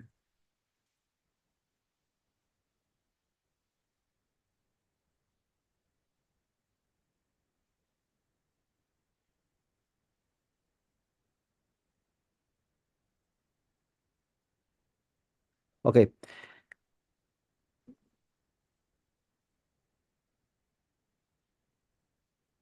Wait. Okay. Okay. Alice, she needs to know that she has the potential to uh, perform her functions. You understand me? Yes, I do. Thank you. So, yeah. Is there anything I could do better as an educator in training? Is there anything you think I Mhm. can do better as an educator in training? Um, no, I think are you wonderful. You speak to You my did- advisor. yeah, wonderful person because when I see to the indicators outcome, I see you in the indicators. uh, uh, and spiritual and formative and empathy and everything are you see in your professional skills. Thank you, Donna. Thank you. You're welcome. Thank you. Yeah. Thank you. Any other feedback or comments from Marcelo?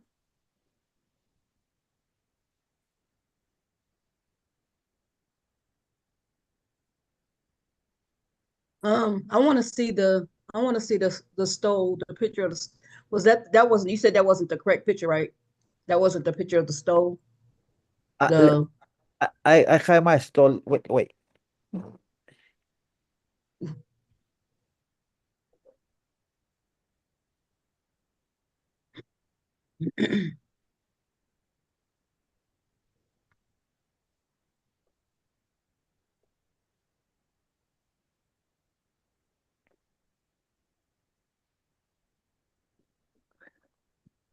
So this, do you see? I show you Ah, the yeah. stove. wow. Let me see. So I have this stall with me in home. I have only two stalls. One is red, very professional stall. This stall, do you see? Yes. Hmm. Okay, I received this stall when uh, the bishop accept my ordination because I received my ordination in Mexico. I coming here the other denomination. Yeah, I study um discipline and politics, the UMC for recognition my ordination. Yeah, I received this stop one group to the members to the conference, pastor conference, give the stalls. Yeah, I received Oh, this. Thank you. I appreciate you sharing that. Very nice. Thank you, Lisa. yes. I think that stain that almost looks like it's burned is powerful. Yeah. Um, Marcella, yes, you have finished one unit of CPE. thank you. You Al- finished your final evaluation. Thank you so much. I finished to my report, our report, and Yeah, I saw that. the other report. to you. Yes. Congratulations. You finished Yeah, your first thank you. final evaluation. Thank Very you so much. good. I look forward to writing my evaluation. I I agree with all of the places you've identified where you're meeting expectations. I don't agree with all the places that you've identified that you need expectations, but I appreciate your self-assessment, Mhm. and I cannot begin to really fully appreciate how you have been translating from English into Spanish, from Spanish into English, not just with the written work where you have time, not just in IS where we slow things down, but here in the group. And then in real time with patients and staff and other, it is to me an amazing accomplishment that Thank you have been able to grow and continue through the hours and all of the things that are demanded of you in this work. And you are always translating back and forth. Yeah. And I would have identified for me an area of growth as a member of your group Mhm. that I could not get over my discomfort with correcting you. I could do it in IS when your pronunciation, I would do it in IS, but I couldn't do it in group very much. I tried a couple times, but I could never get comfortable with doing that. But I want to, so that would be an area of growth for me. And I want to celebrate Mhm. you doing all that reading that you just did in English. Yeah. That's no small thing, Marcelo, not at all. You read this whole thing. Yeah. Thank you. You are well on your way. Well on your way. So again, thank you, and congratulations. Yay! Thank you, We're gonna everyone. celebrate with you soon, Alice. Yeah. If the Finally. Now I feel jealous. Good Yeah. self-awareness. All right. Would you please come back?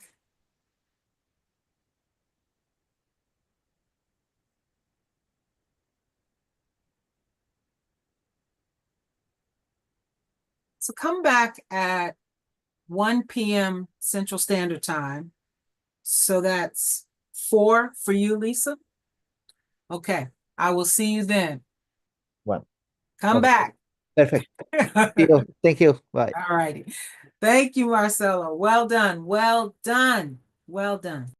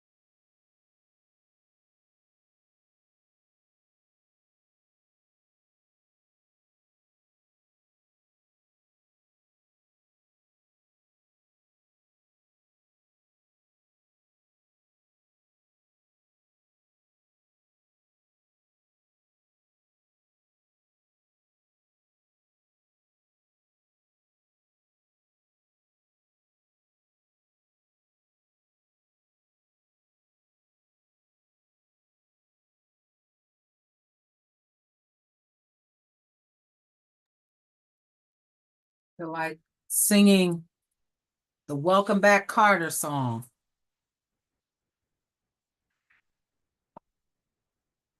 Okay, maybe not singing.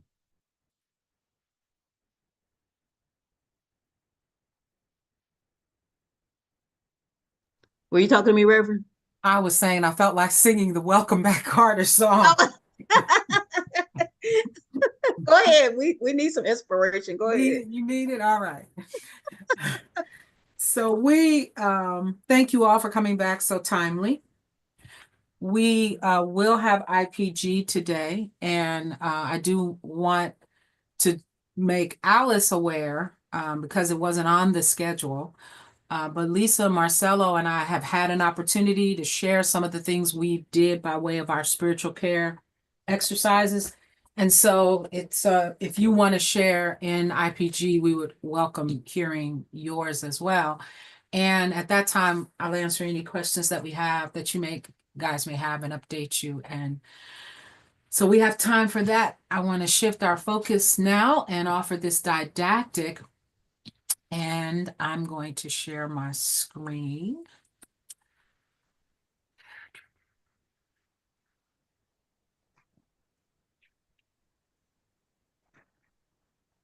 Marcelo, it's not letting me share my screen. Do you still have access? No? No? Okay, group's canceled. Yay. So affirming.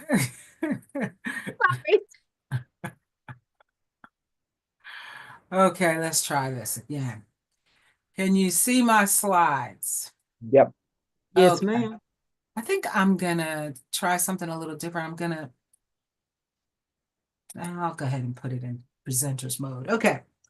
So the title is Words That Heal, the art of reframing for chaplains, the art of reframing.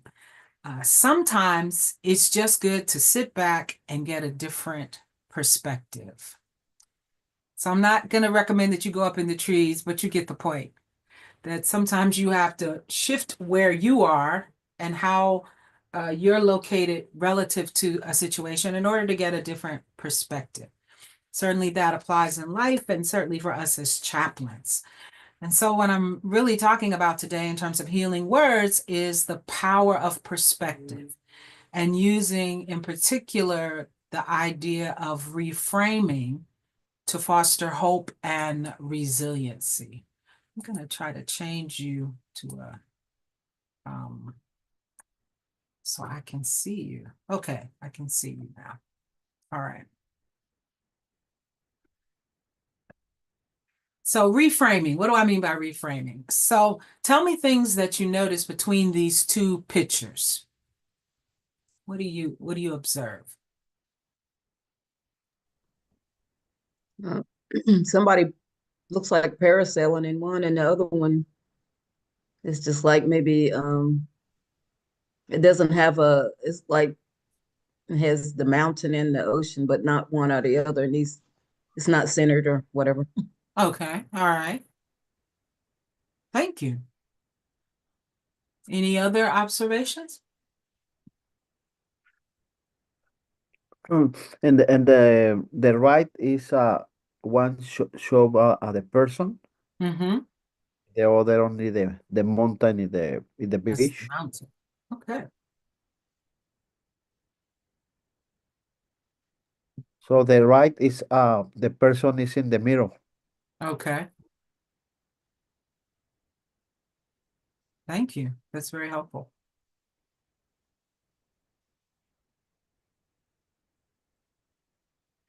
Looks to me like the left is a female hand. Mm. Let's see if I can. Yeah, and the right is a male. Again, just by inference. Okay. And we can see more of the image Mm-hmm. for the right. No, the right is actually a female. The nails are painted. But the left just looks like a mirror or a window to the outside world. Mm-hmm. But with a different image of what that outside world look like. And the other one, both are cloudy. Mhm, Both have the same image of a sea or ocean. mhm. Yeah. Excellent. Thank you. Thank you. I want you to consider that both pictures are of the same thing. That in the first picture, the frame is being held horizontally in the left hand of the person. And what we see is it's the mountain edge and the ocean. By the way they're holding the frame, even though the parasailer, can you see my cursor? No, I Even see. though the parasailer is right there, the way they're holding the frame and how close it is to them determines what they see. That's what they see. Their perspective is shaped by how they're holding the frame horizontally, and it's pretty close. Over here, they extend their arm and they turn the frame. I said horizontally, this was vertical. They turn the frame vertical and turn it out so they can focus on this parasailer and they can see the parasailer. So it looks like a totally different picture, but it's actually just a reframing. Here, the framing is vertical and off into the clouds, the oceans, and the edge of the cliff, held close to the person. Here, the frame is extended, so the arm goes out further, and it's turned horizontal and focused in on the parasailer. So just by reframing the situation and adjusting their perspective to it, we have a different image. It looks completely different. And it may generate within you a completely different experience. For me, this feels really high up and it sort of triggers my height issues. This doesn't feel as high, but clearly it is. Okay, so reframing. Simple practice. Reframing is about offering a new way of interpreting a situation, a new way of interpreting an emotion, a new way of interpreting a thought. And the intent is to foster understanding, healing, or growth by giving a new way. Reframing is a method of presenting different perspectives that can transform challenges into opportunities or reveal meanings that may have been overlooked. So in the first one, we didn't even really see the parasailer. But just by reframing and changing the distance to the observer, you're able to see the parasailer and much less of the cliff. For a chaplain, reframing can be a profound tool in helping individuals discover hope or spiritual insight in a difficult situation by just reframing it then. For a chaplain, reframing can promote empathy and it can promote understanding. Reframing helps individuals find strength and meaning in their struggles. And as you go on in your chaplain indicators and in the resources we engage, we're going to often see this meaning making as one of the tools of chaplains. And reframing can help individuals. It isn't just a matter of words. There's something going on in the brain, and that's why I mean there's some neuroscience insights. And every time I get about this far in the presentation, I say, I'm going to make sure I send this to you. That's a growing edge for me. I need to send it to you before, but I will make sure that after the presentation, I send it to you. So when I say something's going on in the brain when we change someone's perspective, what do I mean? Well, what do you see in these two pictures? Talk to me. What's happening here?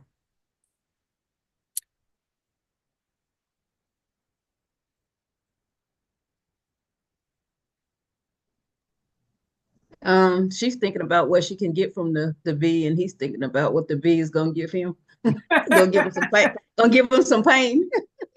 Right. Yeah. So the moment you change your perception is the moment you rewrite the chemistry of your body. So she's got all those red hearts, which are not meant to be scary, but they look pretty scary to me. but they're meant to reflect, she's excited and happy. She's going to be getting, as Lisa said, honey. He's blue, blue, blue, blue, sad and terrified because he perceives this bee as toxic for whatever reason. Could be a bite or whatever. Does that mean that this is the first and it's reframed to this? It isn't reframed yet, but it is illustrating that when we engage in reframing, it isn't just about words. It's about changing someone's perception, which actually changes their brain. It shows up in the neuroscience of their brain. You change their perception and you change something in their brain, which impacts their experience. So this quote from Dr. Bruce Lipton, you rewrite the chemistry of your body. So if I'm able to look at the bee and see the possibilities of honey and it makes me feel good, that's operating in my brain and it has an impact on my body, a positive impact. If I'm able to see the bee and I'm only able to perceive it's toxic and dangerous, like the person in the blue, then that's in my brain and it has an impact on my body. It may be flight, it may be fright, it may be anger, stress. Okay, that's going to cause the look on his face as opposed to the look on her face. But that's also happening in my body. So when we engage in using the tool of reframing, it isn't just about words, it's about words that heal because they're impacting the brain and the body. Let me say a little more about it. Bruce Lipton, who is the one I quoted in that picture, is a stem cell biologist and an author, and he has explored the connection between mindset, perception, and biology. And it's his theory that beliefs and thoughts can shape our physical health. It's that, what is that scripture? As so a person thinketh, so are they, right? This idea that what we are thinking, our beliefs and our thoughts also impact our physical health. So that quote is the core of his teaching, which is in the book, The Biology of Belief. Let's explore it a little further. So what's this neuroscience insights? One is we're rewiring the brain for resilience. When we are able to reframe something that is negative into something positive, or reframe something that may be harmful, we're not changing it, but reframe it into something that may bring us some resilience, we're rewiring our brain. And the more we do it, the more we wire our brain for resiliency. So not just the way those words can heal is they help create resiliency. So rewiring the brain for resiliency, a positive reframing strengthens those neural pathways in our prefrontal cortex. And the prefrontal cortex is where we do our thinking, making resilience a more automatic response. So practice does make perfect. If we practice reframing in a positive way, we actually change the brain. And when we change the brain, as we saw in the previous picture, it shows up in the body. So the second one is when you reframe, it can reduce emotional distress. Studies have shown reframing can lower your stress, can lower your anxiety, literally because in the brain, the fear center called the amygdala is turned off.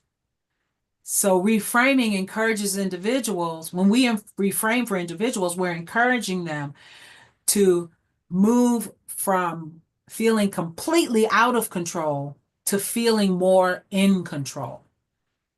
And that shows up in the brain and then it shows up in the body. And that reduces emotional distress. And so we almost do this instinctively. Everything may be out of control and a father figure may be running the situation.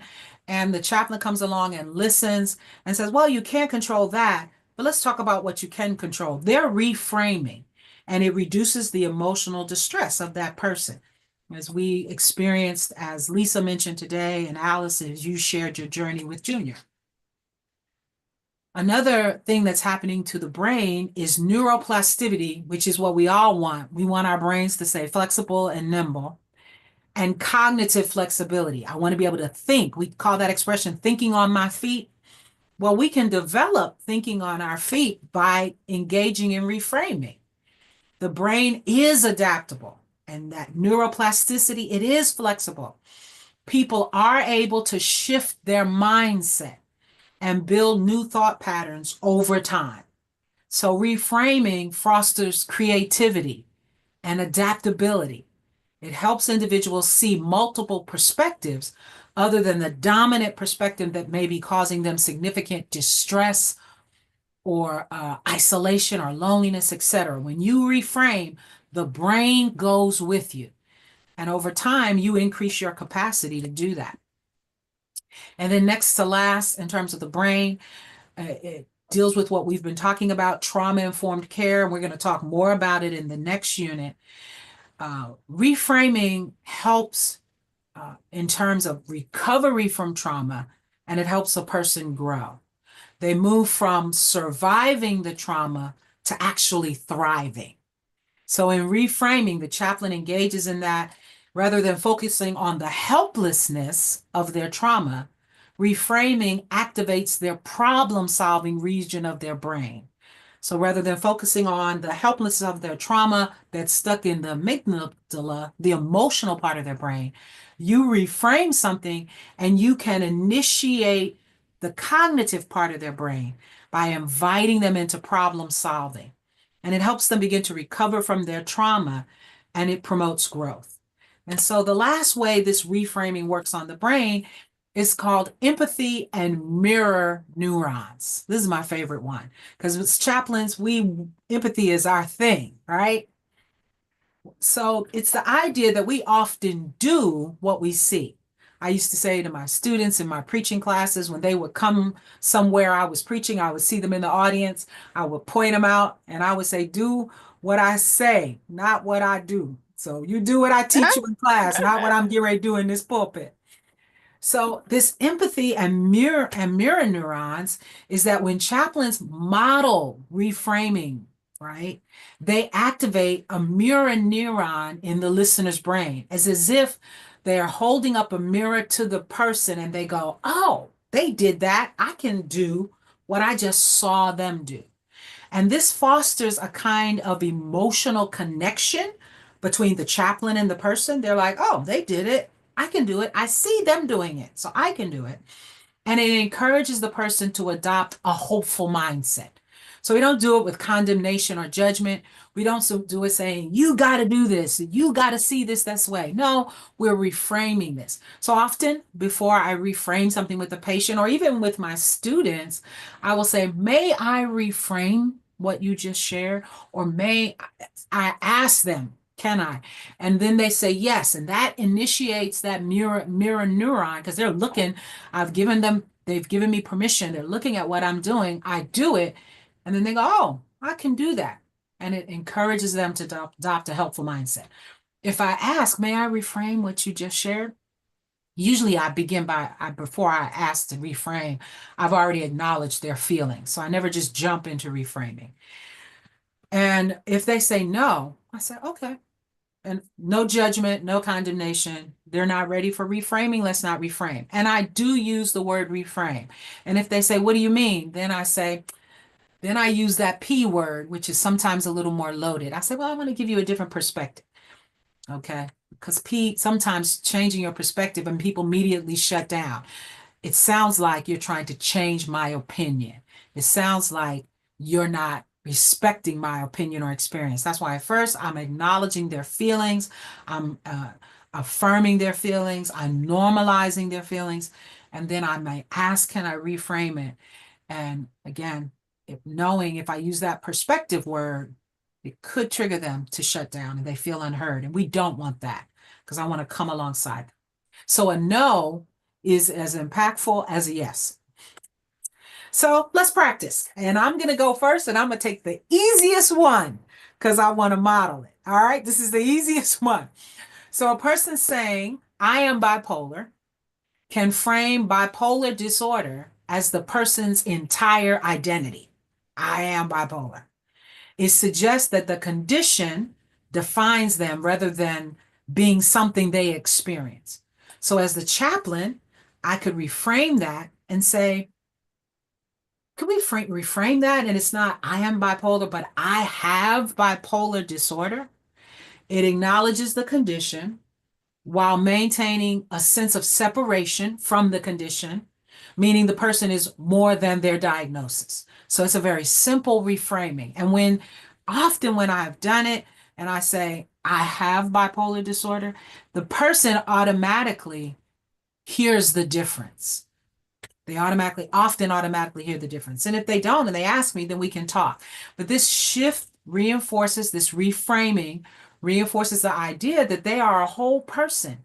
They've got strengths, they've got challenges and resilience, rather than reducing them to a bipolar disorder. I often thought out of the Christian scriptures, the woman with the issue of blood was reduced to her condition. And so how do we reframe all of her strength and resiliency and everything else? Because that's what ends up getting preached, right? So this type of reframing also aligns with person-first language, which we encourage chaplains to use as much as possible. Put the person first. So I have bipolar disorder, not I am bipolar, right? So we would never say to someone, you're bipolar, right? And it promotes dignity and it avoids defining someone solely by their issue. Okay. So reframing, to review, I am bipolar to I have bipolar disorder. That's the reframe. It aligns with a positive reframing because it shifts the focus from identity, I am bipolar, to experience, I have bipolar disorder. From the emotion, I am bipolar, to the experience, which is going to be more cognitive, I have bipolar disorder. This kind of reframing fosters self-compassion and empowerment. It encourages individuals to see themselves beyond their diagnosis. It reduces the stigmas that come with mental health diagnosis. I am not my diagnosis. I have the disorder, but I am not the disorder. And it can correct some self-judgment, like I'm broken. You're not broken. You break a leg, we don't say you're broken. No, you have a broken leg, right? It reinforces the idea that they are managing a condition rather than being a condition. Okay? They're managing a condition rather than being a condition. Okay, so we're going to practice. And here's a scenario, and I'd like you to try to reframe it, anyone or everyone. So reframing of loss. A grieving person may say, I'll never get over losing them. And a chaplain might gently reframe this by what? What might the chaplain say? Again, this is after you've acknowledged their feelings and all of that.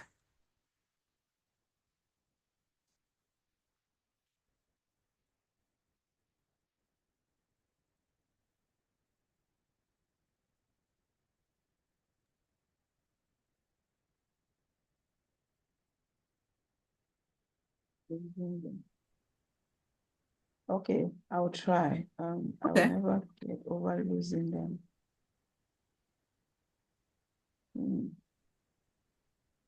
So a bipolar person is one who change his or her personality. No, that would be personality disorder. Bipolar disorder is a different mental health diagnosis. Oh, okay. You're the one that's going to do the reframing, which changes their perspective.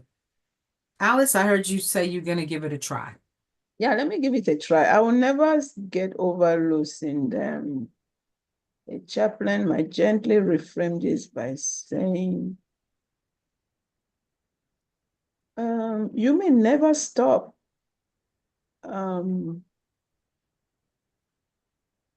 you may never stop loving and thinking about them. Okay. And that is a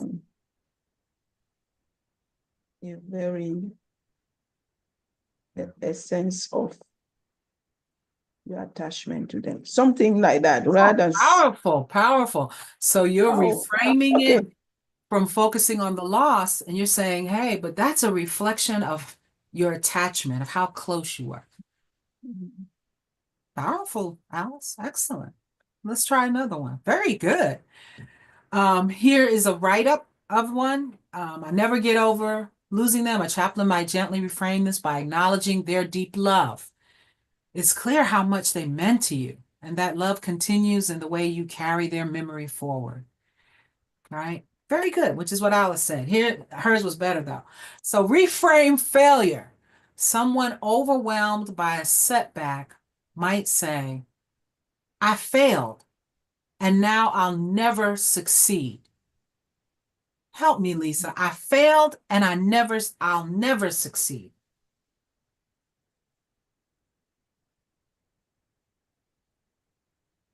Ooh, I had to have a second to think about it. Take two. Hmm. Hmm.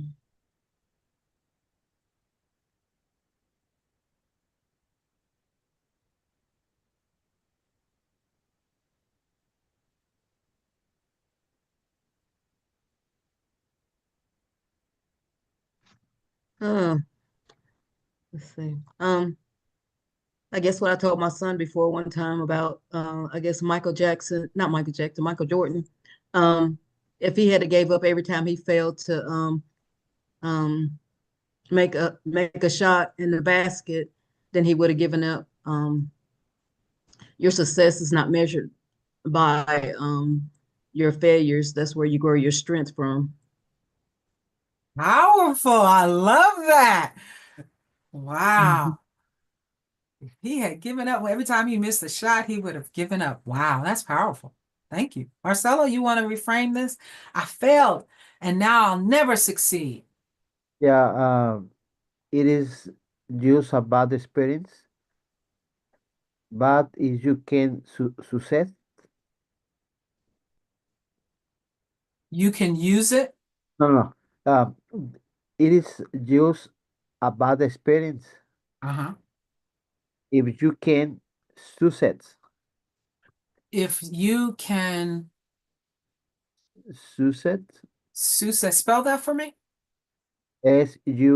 SUCCEED. Oh, it's just a bad experience, but you can succeed. So Yeah. you would affirm them.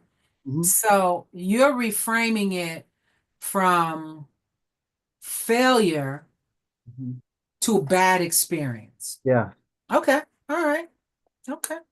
All right. We got more. We got more, Alice. We got more. Reframing illness. This is something we encourage, experience. A person struggling with illness may feel powerless, right? And they may say what, Lisa? Read the part they may say, because Alice is going to reframe it. My body has betrayed me. Uh, Is that what that's all you want me to Wow. say? Yep, just that they said. Very good. My body has betrayed me.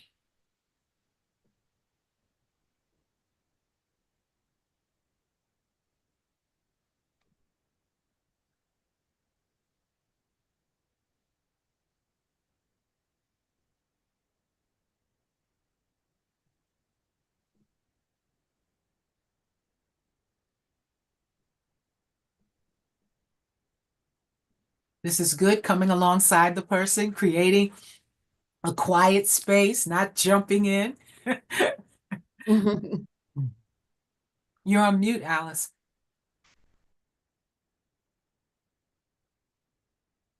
It has to do with the body. Okay, I'm going to just try to babble. Yeah. I understand you feel let down by your body, but I celebrate, but your body has carried you through a lot. Also, like Okay, I understand. I'm just trying to say in the body you might feel let down by your body now, but this same body has carried you through a lot. I'm just trying to find a simple word to say is that even in struggle, your body is still carrying you through a lot. Powerful. Okay, that's good. You said you're rambling, but no, you're coming alongside that person. Mhm. Very good. Yeah. Try another one. How might you reframe guilt? I made mistakes I can never fix. I feel so guilty.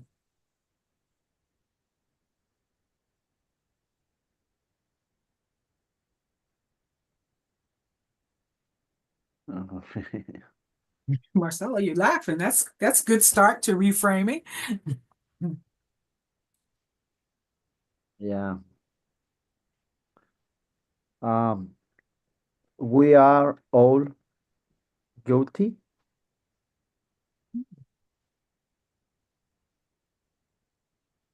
So you're reframing the idea that somehow or another they're unique and the only one that made mistakes to say, no, we've all made mistakes. Okay.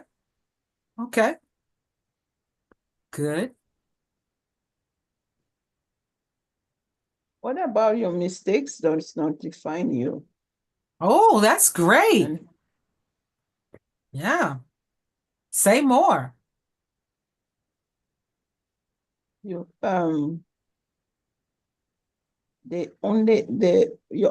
your mistakes does not define you. They only refine you to make you better. Wow. Even got a rhyme in it. Your mistakes don't define you. They only refine you to make you better. Okay. So now we know we're not the only one. Thank you, Marcelo. You reframed that.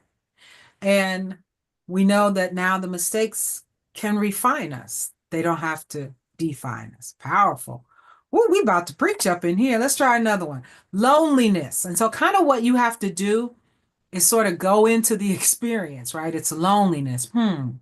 Someone feeling isolated may say, I'm all alone. I'm all alone. And you're like, because we're not saying it's not true. Reframing isn't changing the situation, it's changing the perception. So I'm all alone.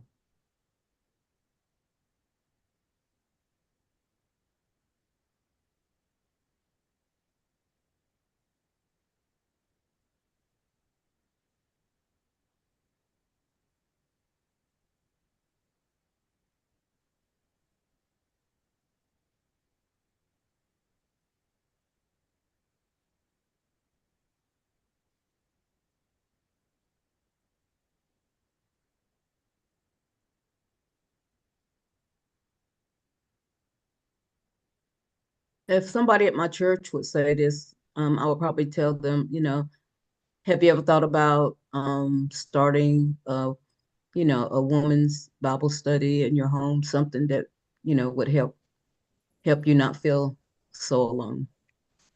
Hmm. So you would want to empower them to connect with others. Powerful. Is Does that that assume those? is that Sorry. fixing it, Lisa? It probably is. I think it's But empowering. No, I think it's empowering. It's I empowering, yeah. think it's empowering. But does that imply though that alone means lonely? Well, we're not going to go that deep with this because we're just Okay. trying to reframe, but I think you could have a conversation about does being alone equal loneliness? So here we're saying, okay, this person is feeling isolated Okay, because I get it. literally the first instinct of most chaplains is I'm here, right? To counter the perception. You're not alone. Literally, I'm sitting right here with you. So that's kind of the first instinct, but you didn't go there, which is great. Instead, you said, have you ever thought about starting a support group with other blah, blah, blah, blah, which shifts them to the cognitive. Now they're strategizing. And you didn't minimize it or dismiss it. You also didn't say, yeah, you are alone. Don't nobody like you. You were like, no, there's a reason for that. No, you shifted them into strategizing, problem solving without being condemning. It was beautiful. Thank you. Reframing uncertainty. Someone may say, I don't know what's next. And that scares me.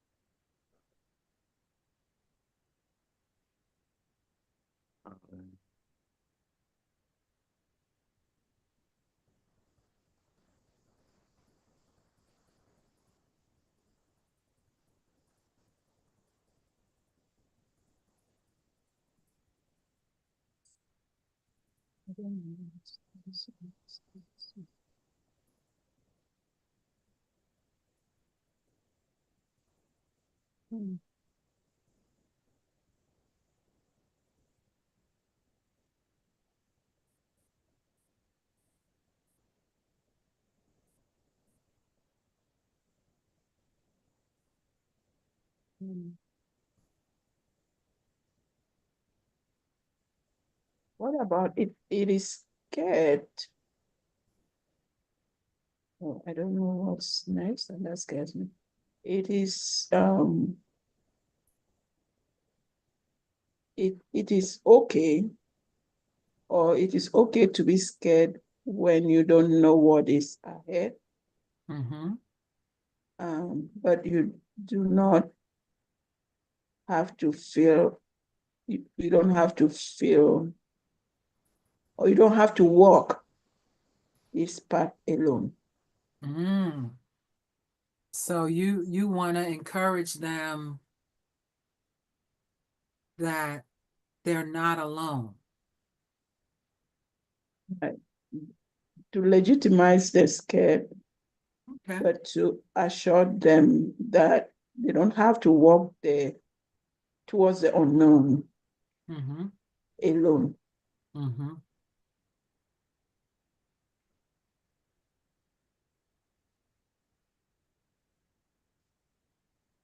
That's powerful.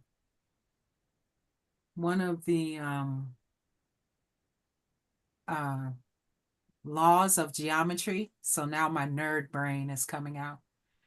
But one of the rules of geometry is the shortest distance between 2 points is a straight line.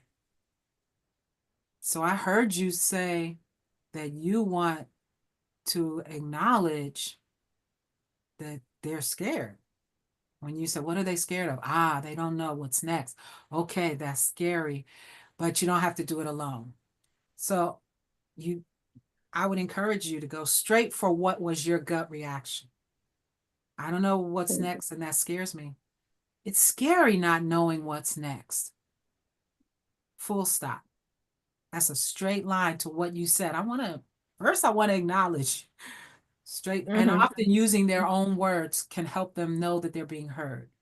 It's scary Right. not knowing what's next.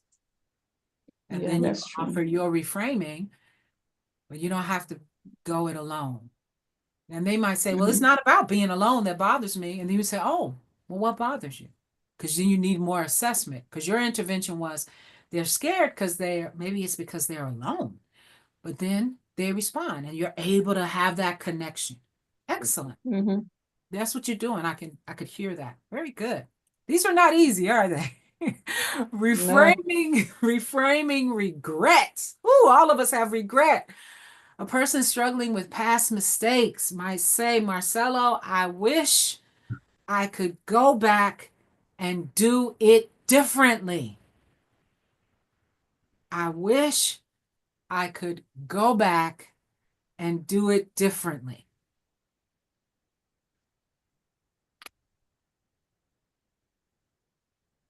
Oh, okay.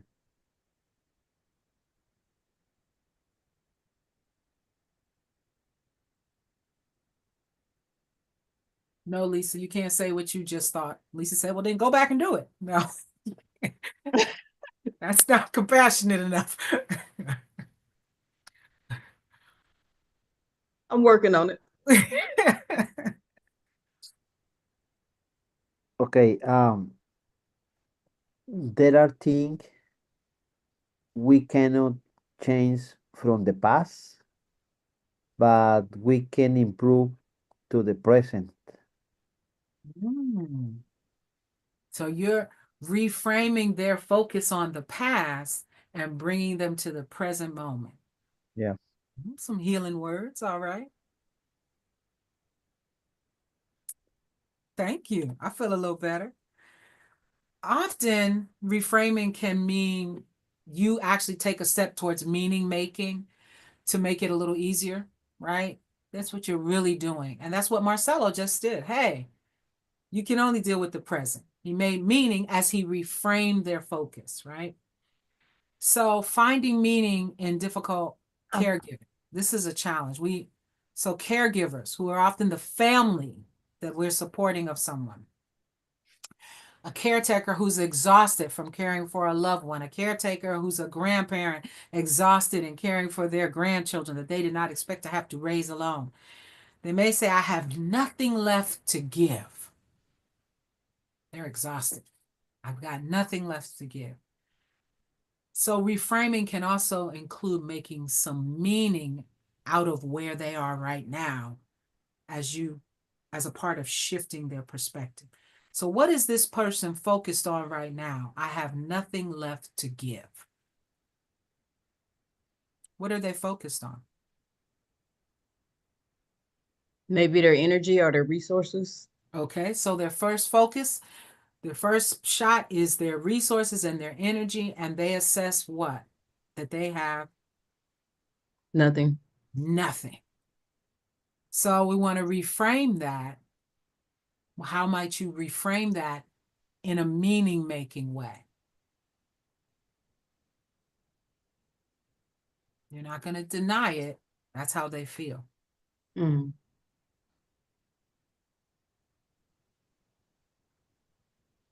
Hmm. It sounds like you've been carrying a lot on you alone. How about considering this time as a moment for you to rest and also receive? Okay. They got nothing left to give. You want to reframe it. You acknowledge how they're feeling, and you say, hey, maybe this is a time for you to receive.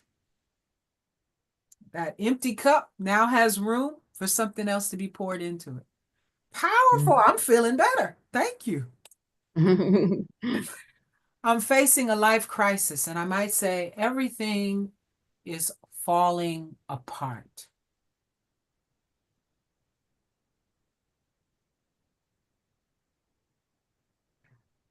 Would it be wrong to say, could you share with me some things that are going right in your life right now? Wow. So they're focused on everything that's falling apart, and you want to shift their perspective to things that are going well. Okay. Is it wrong to 'Cause bring, sometimes because we are avoiding God here? We're avoiding faith response. Is it allowed or not?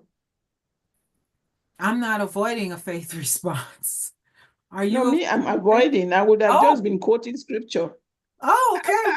Well, Oh, I'm what just are your asking. Yeah. what part of what you would be doing is assessing whether or not the scriptures you're quoting would be meaningful to the person. Yeah, in one response, I wanted to say, what people meant for evil, God turned it into good. The Joseph response, right? But we should not. If anything, I've learned is scripture is not the very first thing we should start quoting, right? Is that what that is the whole thing I've really learned is like, don't go to that bank yet. Do something else first. Amen. Amen. Before you go But to that bank. that's it, right? Or not? Right. But I wouldn't say avoiding. I would say I'm continuing to assess. So after Lisa says to the person, can you think of some things that are going right? And they might say, no, I can't. I mean, the only thing that's going right is, and then they name something that's going right. And what happens is their brain is changing and their Okay. perspective is changing. It isn't that everything's falling apart. Here's actually something that did work, right? And then you keep assessing and you keep going from there. It isn't a one, this is the reframing words, it's all done. It's what you're doing internally, Alice, you're assessing. So then, depending on what they say, then a scripture from their faith tradition might be impactful, or a truth from their faith tradition, wisdom from their faith tradition, a song from their faith tradition, a poem, a ritual. Who knows where you'd be led to reinforce the reframing? And you don't know that until you're in the interaction. So I think that's great feedback and important. So if I identify, well, I didn't kill nobody today. And you would kind of think I'm joking, you hope, and you might laugh and say, well, that's a good thing. And you parent, and I see you also haven't lost your sense of humor. And then they might go on down that path. Yeah, because humor gets me through. Who knows? I might tell them a joke. You would be following them once you try to shift their perspective. And again, remember, I ask permission before trying to shift somebody's perspective. Okay, so let me end the stop the sharing. Now, let's just take a few moments, sort of process that. Can you see the potential? Absolutely. Yeah. It's just that it coheres to what we also learn about paraphrasing.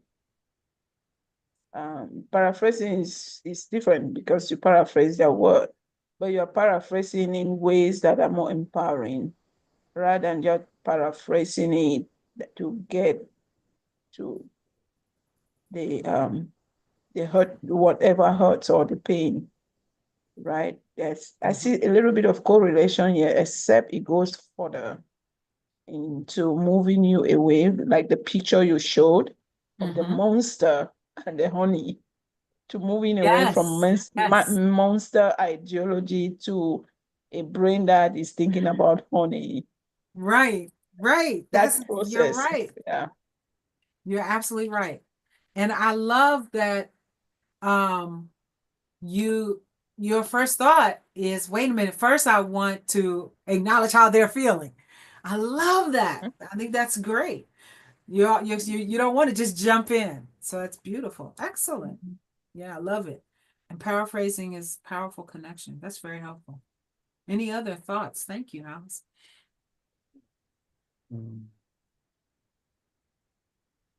Uh, uh, we can interact and support patients in different situations, but in this moment, um, I don't know exactly what happened with the patient, but the crises in the life are no eternal, you know.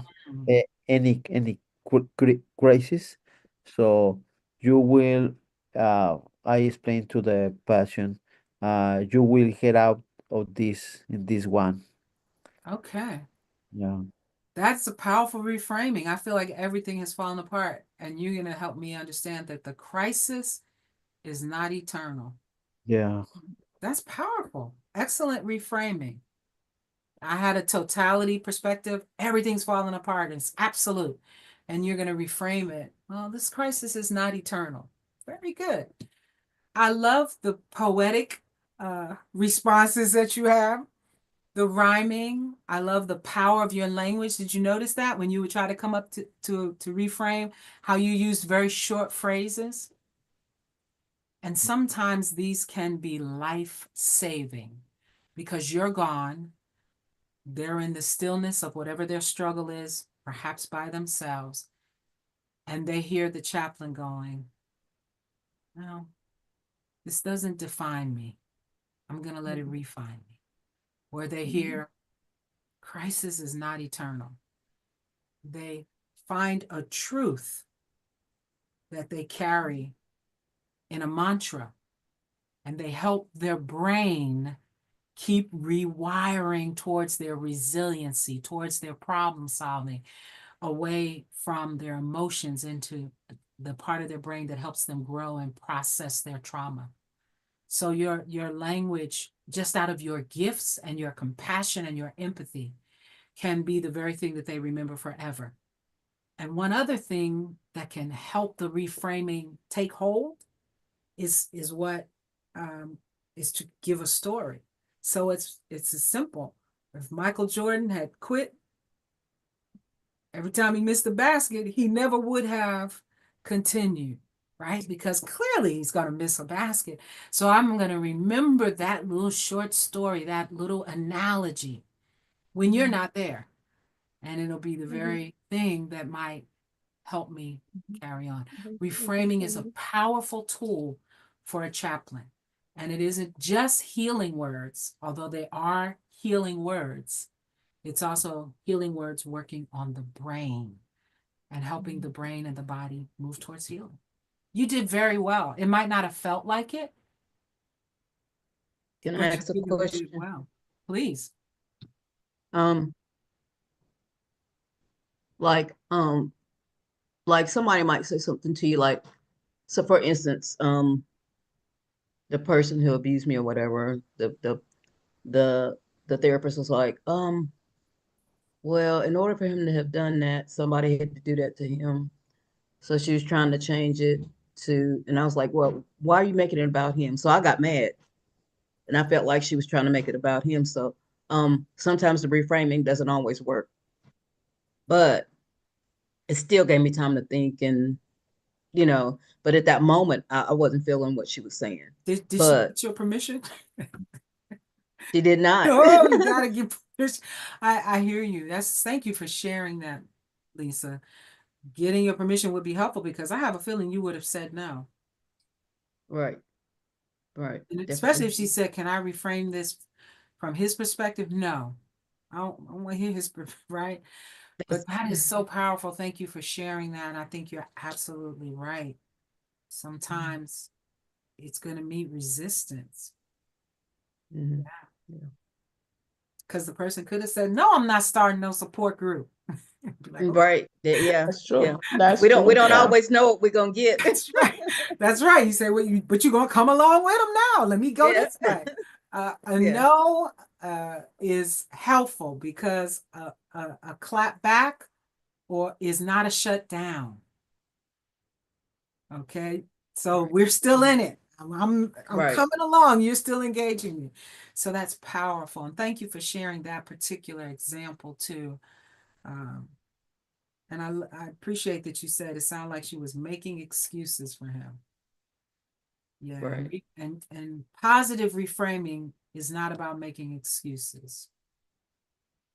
And like you said, Lisa, it focuses on the person. You didn't say, you ought to call member so-and-so. They started a support group. You said, you're refocusing them. Have you thought about, that was skilled. And really what we're doing in the exercise is a broad attempt on my part to reframe this perception that you don't have skills. You got deep skills. And you gravitated towards it. You raise questions. I don't know the situation. There's an assumption in here. First, I want to show compassion. You did it. And then you had the nerve to be poetic and memorable with a simple analogy. So powerful. I feel better. I was carrying all those emotions and you reframed them for me. Thank you very much. You're welcome. Well done. I love you, Well, Marcella. Thank you. Yeah. The thing is that you have that ability to, and that gift to bring it out, to help us to, to talk out our thoughts, to make, make the right connection. So it's not just us doing it. You are doing it, helping us do it as well. Thank you, Lisa. I received that. I received that. Yeah, that's true. I received it. All right, can you take a 5-minute break? We'll come back. If you have some logistics questions, we'll address those, and then we get, Yay, plenty logistic. okay, come back in 5 minutes. Okay, thank you.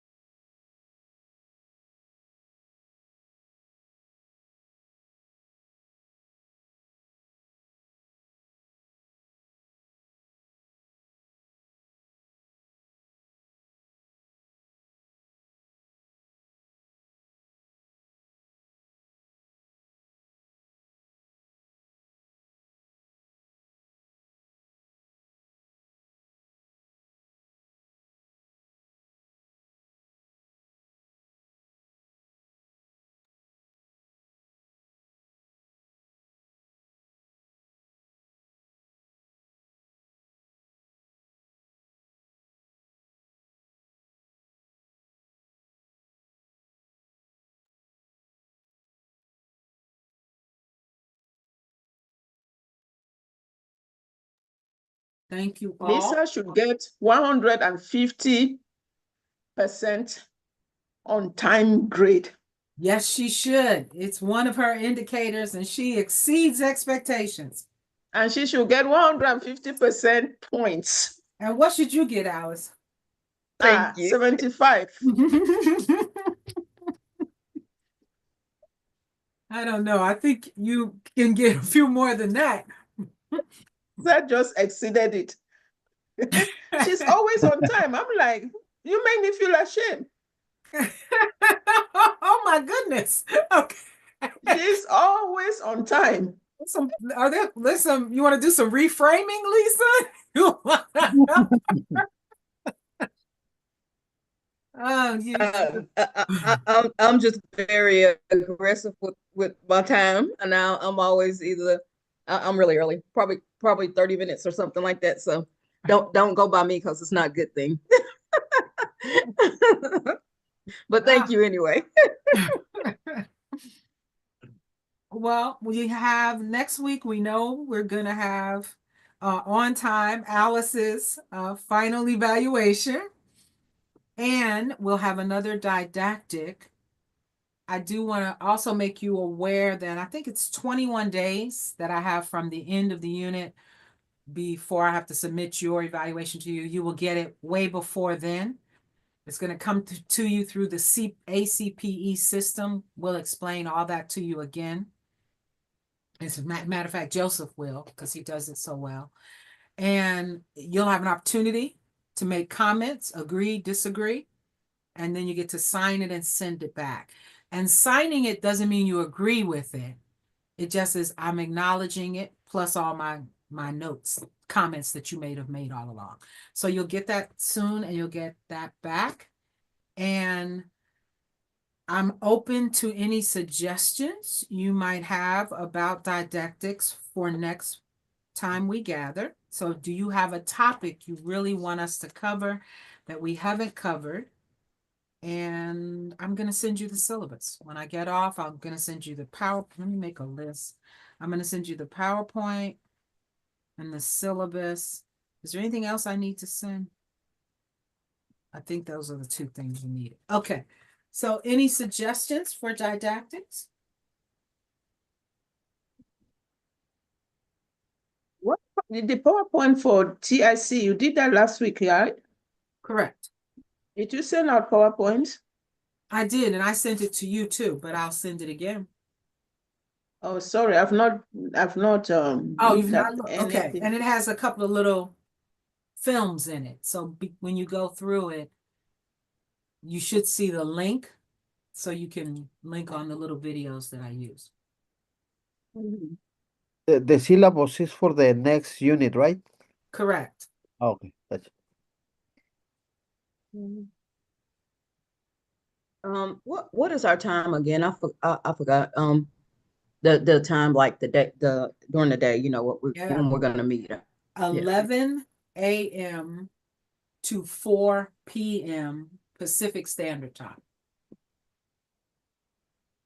So you'll So be that going would- till 7 at night. Oh, that's not bad. Okay, I thought it was like 11 or 12 in the morning. Okay. Okay. That makes me the very next happy. unit. Then you got one more unit after that. We're gonna do that to you. Oh, okay. Marcelo is not, I didn't see your name. Are you not doing it? no in summer. Okay.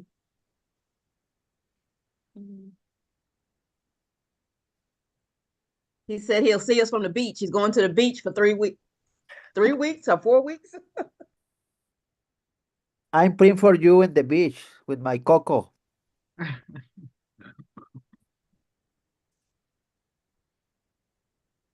There's a topic I'm interested in, but I don't think it's a topic we can deal with in CPE, but it's related. But I'm just interested in general. Okay.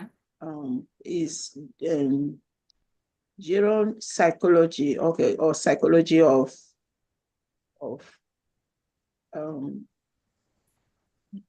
gerontology. Oh, gerontology. yeah, then because again, I was reading the statistics that while I was in Atlanta, actually, they were talking about statistics in academia, and most of the people who are still retain, majority of faculty are all over the 55, 75 age group. Okay. And they were talking about that's society, American society statistics show that by 2035, that age group, the age group between 65 and 80 will be more outnumbered the age group of children being born. And then so they were talking about how to like the Society of Biblical Literature start finding resources to help this older group because it's going to expand. And I was thinking about it too in terms of chaplaincy, that is really an age group that will need a lot of caregiving, even in our clinical caring work. So does any didactic have to do with that? The specific age groups or specific target groups that the that CPE focuses on, or that is always just general and without attending to specifics. Again, I'm rambling here, but I'm trying, yeah, anyway. I'm sure you understand the gist of, yeah. Oh, you said, I'm sorry. You said, you're sure I I am, understand the gist of it. I think I do. You're looking for something around gerontology and CPE and yes. gerontology and chaplaincy. At Mm. first, I didn't think you said gist of it. I thought you said, I'm sure you understand it, Jesus. And I thought, okay, maybe she has been avoiding her spirituality. Now she's talking to Jesus right here, right now. Okay, I got you. So, all You right. see, I went around and you shoot straight. You see, your The capacity of shortest distance between 2 points. but this is what professors do. We go around and we never circumlocution. To come to the point, you never come to the point. You are fine. Anyway, Okay. I'm really interested in that age group though. Okay. All right. That's very helpful. Thank you. That's Am I the interesting. only one interested? At least are you interested so that we can garner more interest for her to do it? I was persuaded on your word alone. Yeah, I'm interested. Yeah. Marcelo, I have to ask you too now. Are you interested too? You know some people in this age group? No, Me either, man. But I'll work on it. I'll try to stretch and do something. All right. Any other logistics at this point? We know what next week is going to look like. And then just a reminder that although you don't need me to remind you that after that, we don't have any more class until the 19th. The 19th. And you're still doing clinical hours, although none of you really need any more clinical hours. What's the 19th? I thought it was I mean, week 19, the 14th. Oh, Thank you. the 14th. Okay. Thank you. May 14th is the graduation. That's when you'll use Joseph's Zoom, that first Zoom link, to meet us in graduation. I'll remind you next week. All right. This is great. We move on to IPG. So for what we have left, is my final evaluation, and this week and next week, outcome indicator and reflections. Those are the only things we have left, right? That's correct. so Your final evaluation, and then we'll have a couple of didactics and IPG, and we are done. So we So- are done next week. We are done with our Next week. class education hours. You have 2 more education hours. That's your graduation. So your graduation counts for 2 education hours. So you'll come have the graduation ceremony where you will share the beautiful symbols you shared today. They were all excellent, perfect length too.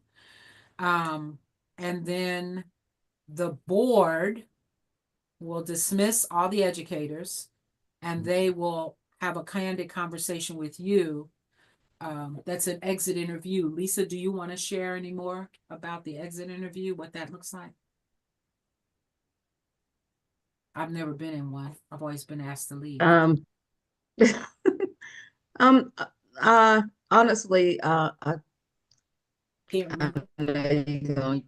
I do not. Okay. I just kind of shut all of it out, I guess. But No it's problem. not, I mean, they just ask questions, and then, you respond to whatever they ask, but it's not anything major or anything to trip you up. They're just talking about, you know, how the class went and, and all that stuff, but it wasn't anything that, you should be nervous about or anything. It's good. It's all good.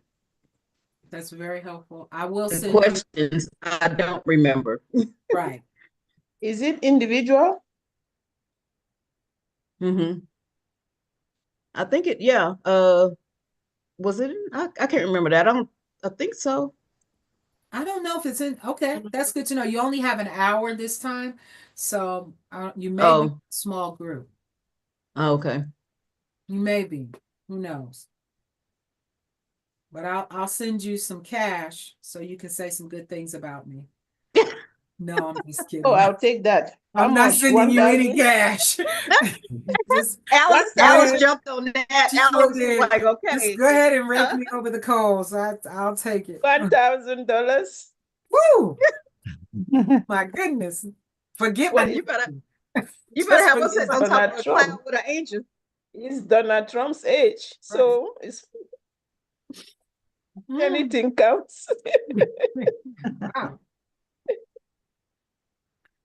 Marcelo, I know we're gonna have IPG next. We're planning to have IPG next week.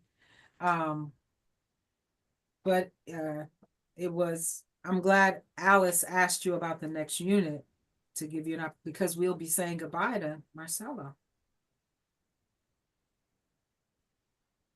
Are we having that next week? That on Wednesday? Do I have another one left? Not on Wednesday. On Wednesday, they just kick you out. I mean, no, me and you, are we have? Are we gonna have IS? Yeah, that's what I'm saying. Yeah, It's yes. totally up to you because you have reached your minimum requirement. That applies to everyone, by the way. Everyone has Okay. their minimum requirement for IS. So if you want to meet, we can. Just let me know, and we can meet. If you have some final questions about your your final evaluation or whatever, just let me know. We can meet. But you have met your requirement. Okay, thank you. You're welcome. And IS time counts as well in your education hours. That's why you have a minimum requirement. Okay. Mm. Is it gonna be the same for the summer? Everything's the same. It's just going at a faster pace or whatever. Exactly. The summer is a summer intensive. It moves at a very fast pace. Every week after the second week for us, but for others, it starts the second week. But after the second week, every week, you're either presenting a verbatim or you're doing a spiritual reflection or you're doing both. Or a mid-year. Every week there is some assignment, your goals, your narrative statements, on, and it's very tight and very intense. And the requirement is 10 IS sessions. So we're also meeting every week for IS. Okay. Shorter time Thank period and more IS. So I am going to send you have one text and you have 2 movies, and I know you love to get ahead on those and make sure you have access to them. So I'll send it to you so you can get that book. That Okay. you'll be reading. But the emphasis is on the intense. Yeah. Intensive.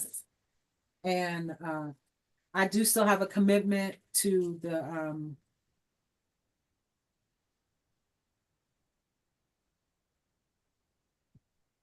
I might have changed the name. I don't think I do it though.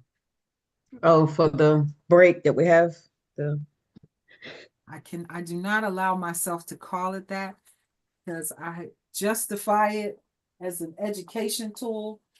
So it would behoove me to remember what I do call it so that if I am called on it, I can speak more eloquently and not have to say, wait a minute, I need to look it up. But our self-care practice sessions, I'm still Yes, committed. self-care practice section, yeah. Thank you. I'm still committed to that. And the book is Creating a Healthier Church. It's not a difficult read, but that's the book, Creating a Healthier Church. Has some great Creating a resources. healthier church. And it'll be in Is the is it on Audible? yes, it is, I believe. I believe it is. I'll put it I'm not on 100% Audible. sure. I'm not 100% sure of that, but I believe it is.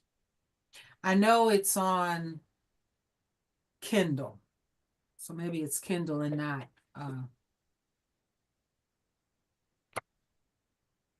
Audible, because it was originally published in it's by Fortress Press, who has gone back and done a lot of their books, but this was published in 1996 originally. So Okay, it's not on Audible. no, but it is, I believe, but it is on Kindle. Sorry about that. It is like the other book had a very accessible read. It's not a difficult read. are we writing a report on this, or this is just for the class? We need to know, or You're doing it just like you did the other one. You will be assigned chapters.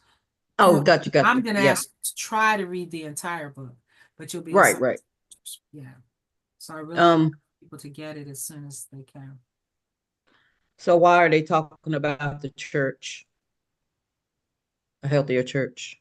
Because this particular book does an excellent job of discussing family systems theory, which Okay. is the theme for the unit, family systems theory and trauma-informed care. And this Gotcha. book does an excellent job of talking about family systems theory. Matter of fact, that may be an adjustment that we make in the syllabus. I may rearrange the chapters that we review to make sure we the family systems part. But it makes family systems very accessible. Okay. Thank you. You're welcome. When you do board certification, that would be one of the theories you would point to, because you have to demonstrate your engagement of theories.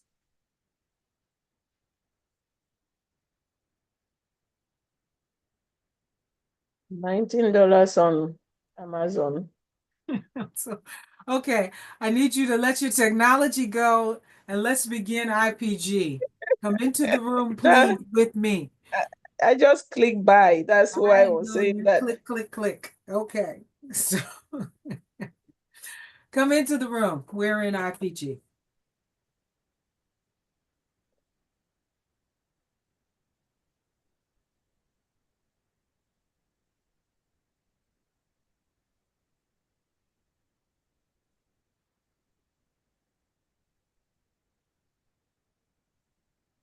I have a question. In May, also next Friday is 9th. We have Yes. regular class, right? Right. Okay. So in next week is the graduation is 14. Yes. Okay. So when I stay to graduation, we don't have more class, right? Right. Okay. So only one more class. Only one more class. Oh, I see. Okay. Thank you. You're welcome. How are you feeling about that? Cool. I'm excited. Yeah, finally.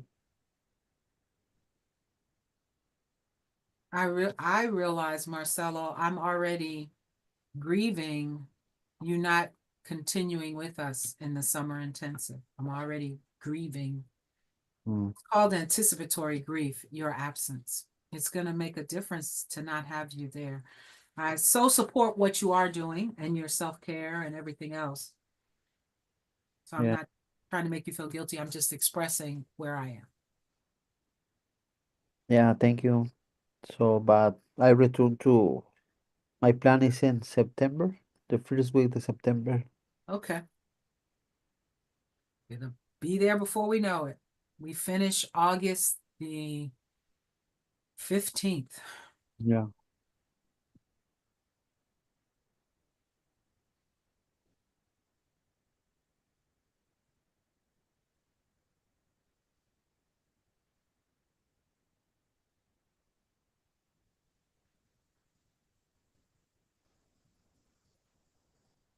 Um,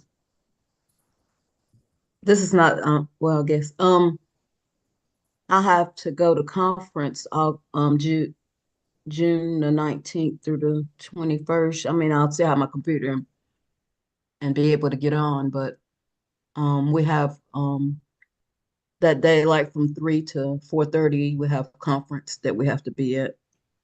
But, I can The get on dates after that. again? What are the dates?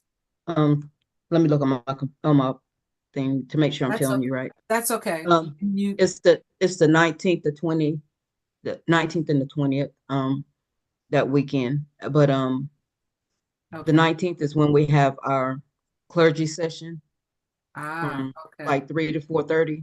Okay. Um, but I can get on, after that. Right, because we start at what time your time? If we start at 11, it's 2 your time. Mm-hmm. Okay. Yeah. Okay. When you get the syllabus, look ahead. Okay. So you in this unit, there were educational hours that went up to 112. So you had 12 over the 100 required in order to get credit for the unit. So you had more wiggle room. As I have laid out the next schedule, we only have 3 hours of wiggle room. So Okay. that would take that time up for you. So we need to talk about, hey, what should we do as an assignment? Okay. Okay. Yeah. Because I'm like, the room I'm in is right across the thing. I can just walk there. So it wouldn't be like a lot of time I have to drive or anything. I could just go over there to the session and then walk back to my room, you know. Okay. Okay. And So the session is at least an hour or two. it's about an hour and a half or something like that. And that's basically it, you know. And then they break for supper. Okay. So Okay. So yes, it gives us time to make the group aware, and yeah. it's so tight. You want to be there as many hours as you can, and then Right, right. you can. All right. I think you got it. Thank you for sharing that with me. Thank you. I will be traveling, but I will be able to attend the sessions. I've put all my flights to be Monday or Sunday, Ah, okay. so that, yeah. And most of my summer clinical hours, when I'm gone, will be Zoom, so that works. Okay.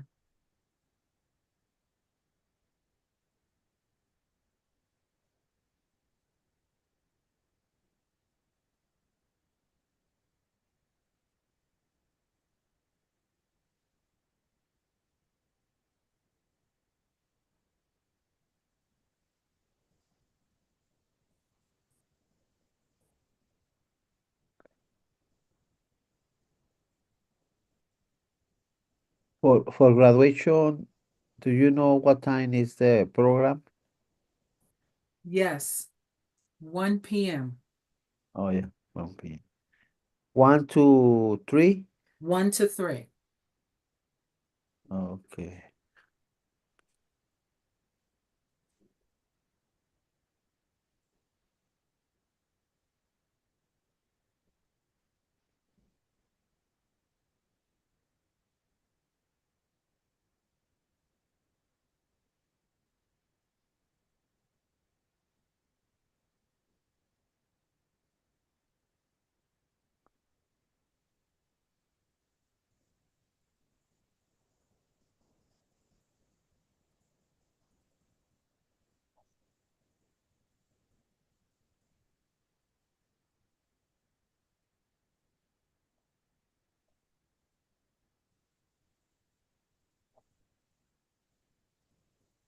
Marcella, Yes.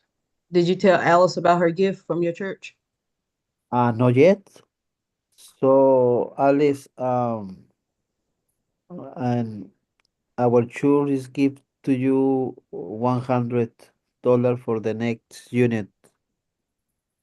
Oh, wow. Oh, gee, I take any money. Thank you so much. You're welcome. Thank you So so much. my question is the check is sent to Joseph, is that check? possible, Donna? Just oh, okay, Yes, it is. okay, and okay, I sent to email to Joseph for us to Joseph. And he'll apply Thank to you it. so Thank much. you. Thank you again. Thank you, Lisa, Mhm. for the reminder. I appreciate it. You're welcome. That is already $100 that will pay somebody's fee in Cameroon next for a whole year. Really appreciate it. Yeah, thank you.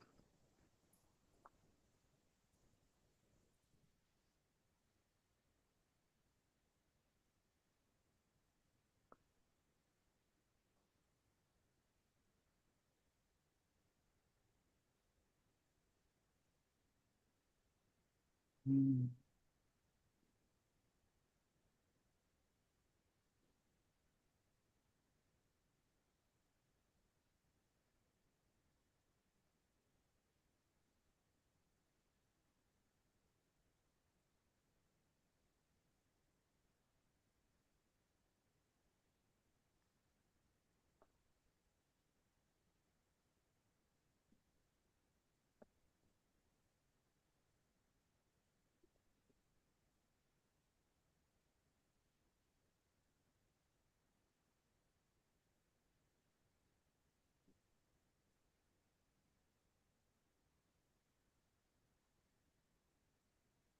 Noticing the silence. What's it about?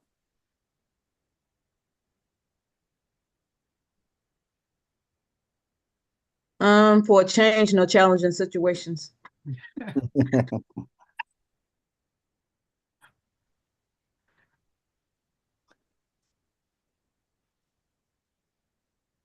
Tomorrow is graduation for us.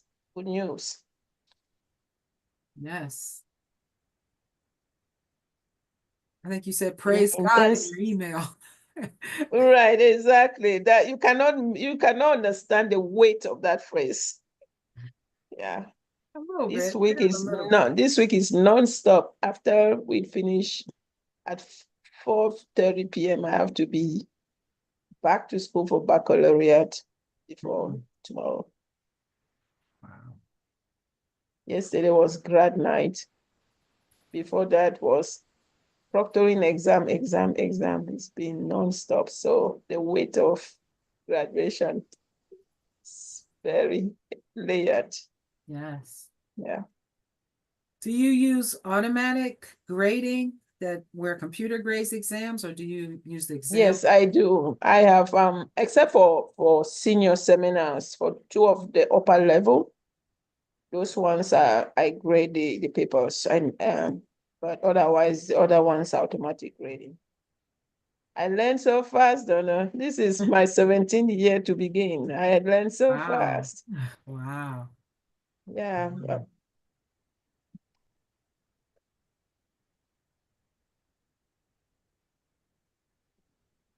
4 months. APU, the good thing with APU gives us 4 months off.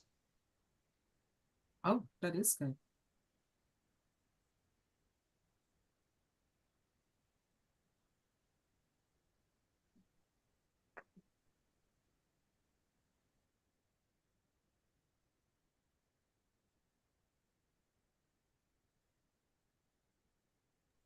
I'll claim a few minutes. Sure. I'm kind of struggling with to I guess for this summer to have enough people like to do my verbatims and all that stuff, you know. I really want to be in a place, but I just, you know, I don't know how to make that happen, you know. Mm-hmm.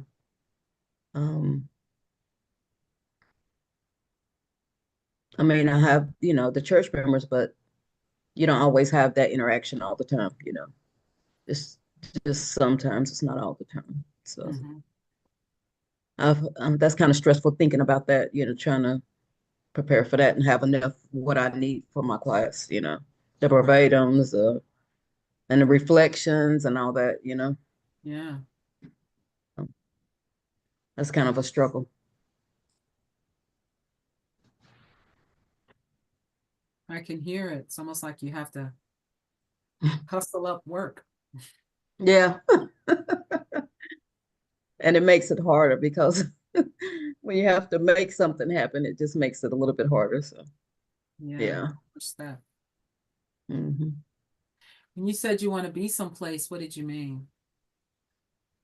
Well, maybe, you know, like, uh, I know we don't have a chaplaincy program at the hospital here, but one of my friends, he's a pastor, and he said that he asked him about maybe just coming over sometime and, you know, talking with some people who don't have anybody or praying with them. And she told him that was a great idea, but she never got back to him because I told him I wanted to kind of get in on that if he, you know, if that was something that we could do. And but he said she never really got back to him. So he was gonna go back over and talk to her, but he never did. So I don't know.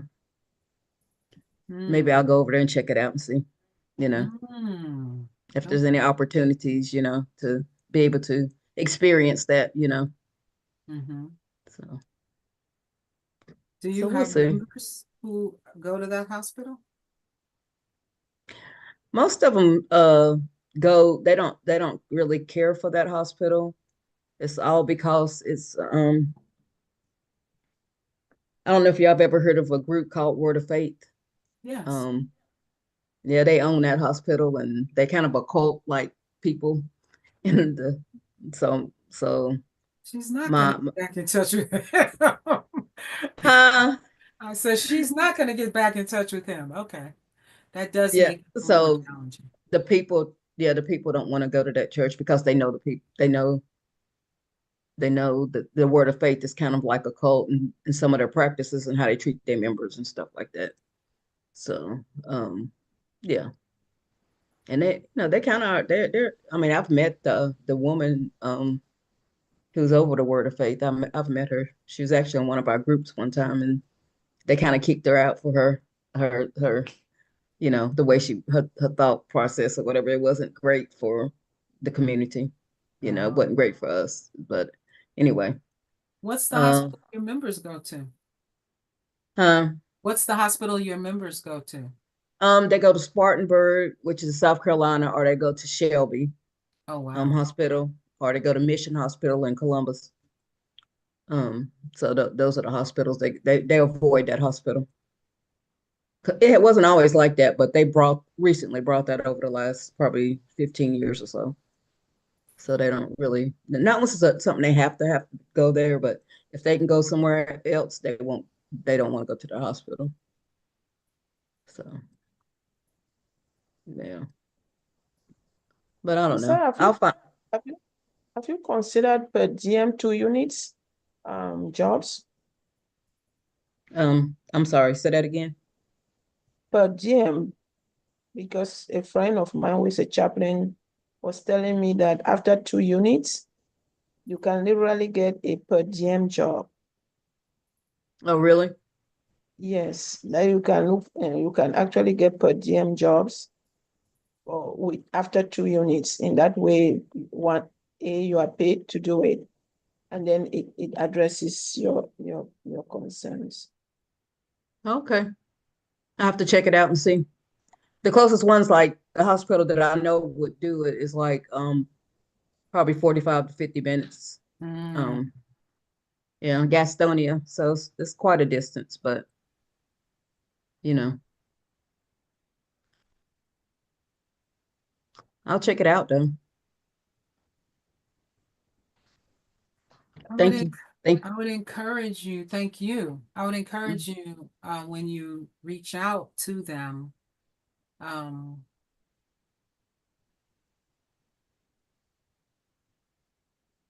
to not frame it as wanting to come and visit patients and pray for them.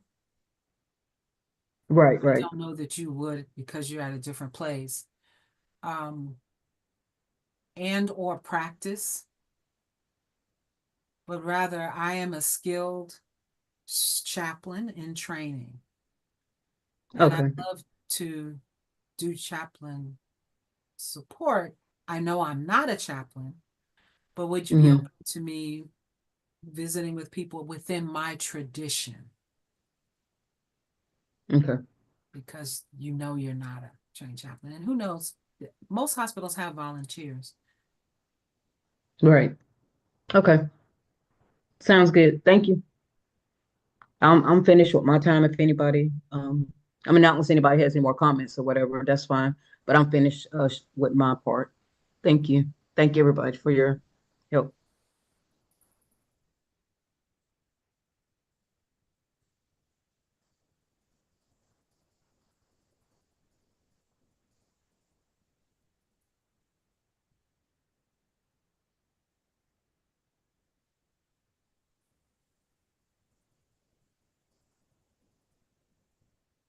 I'll claim time to say I'm really very grateful for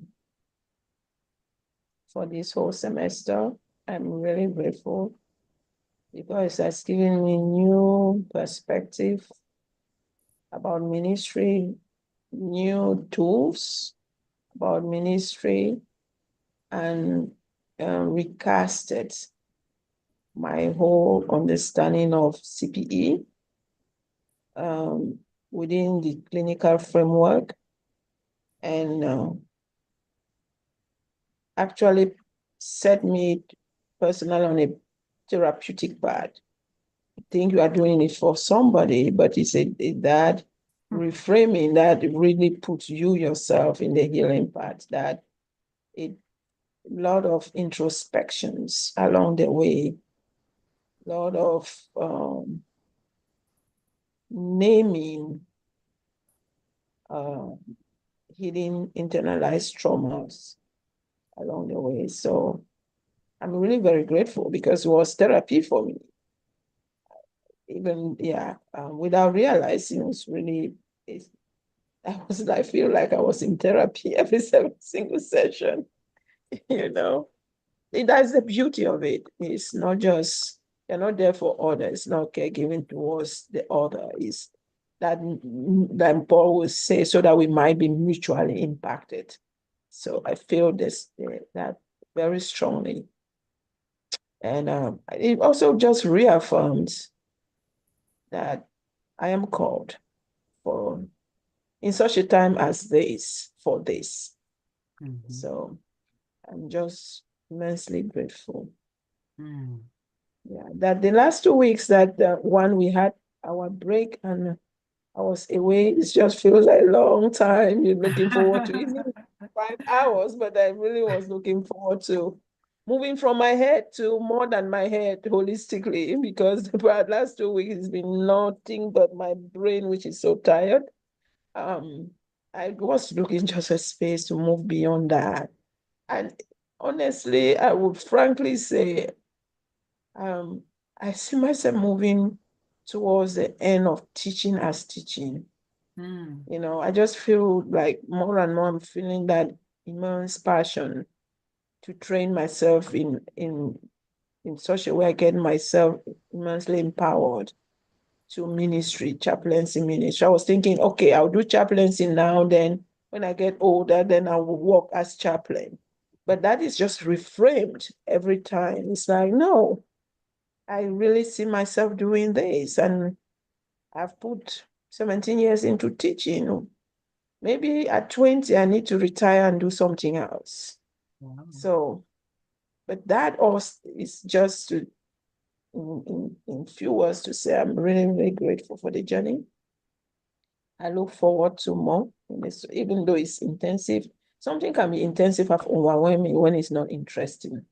So it gets boring, it's very stressful, it's just, you feel like it's very windy, you're doing the same thing and it's busy work. But when it really is formative and transformative, then it takes a completely different meaning, which for me is what is being. And knowing Lisa is going to be, I really honestly, Lisa, I'm happy you'll be there. Marcelo, I'm really regretting you'll not be there. And knowing that Donna is going to teach that class, there's something about consistency and stability. I just hope my hidden prayer you remain till the last 4 units, to the end of the 4th unit. I'm going to make my time fit your time so that I make sure that I can stay in that group. Yeah. So gratitude is my claiming of time. Awesome.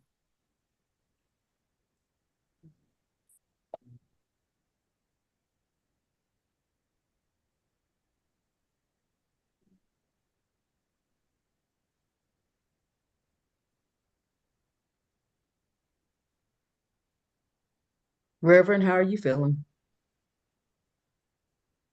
I'm not the only reverend here, am I? Reverend Donna, Oh, 3 how are you reverends. oh, okay. Thank you for asking. I already shared, I realize I'm in anticipatory grief of Marcelo not being with us for the summer unit, but I'm still very much in this unit, and I'm excited about final evaluations. They're very time consuming, and I reframe that as it's time I get to spend with you. Now, granted, it's through your paperwork and the videos and our conversations and my notes. I have notes on all of you. But I'm sitting in that time with you. So I'm looking forward to spending that time and doing the evaluations. And I'm stretched by the process. So I'm also feeling stretched. I didn't want to do the summer intensive, but I guess Alice was praying, and her prayers are I was stronger than praying. mine. But we're going to make it work. So I had to do some creative things in order to make it fit my schedule, but we're going to make it work. So that's where I We am. appreciate it. Me too. Yeah, we do. Me too. Thank We you. do. You are a special group. You really are. So the for next unit, the group is ready or not yet? It is. It's Victor, Alice, Lisa, and Victor is the father? yes. Oh yeah, it's wonderful person. I believe the other name has slipped me. Alfredo. Thank you, Alfredo. Oh, Alfredo. Okay. So that's the group. Oh, cool. So in what place live Alfredo?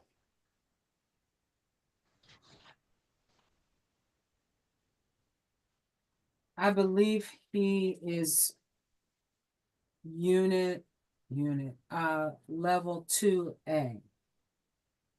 Oh, okay.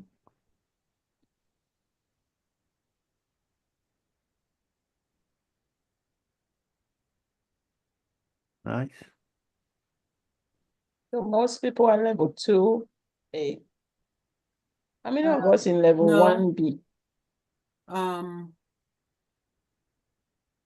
Oh, that's a good question. Maybe it is Victor who's 2A and Alfredo is 1B and you're 1B and Lisa's also 2A. That may be the way it is. We'll make sure we know that at orientation when we're with each other. I may ask, so what's your unit? And usually we do ask people to introduce themselves. And because technically we don't know until after graduation, but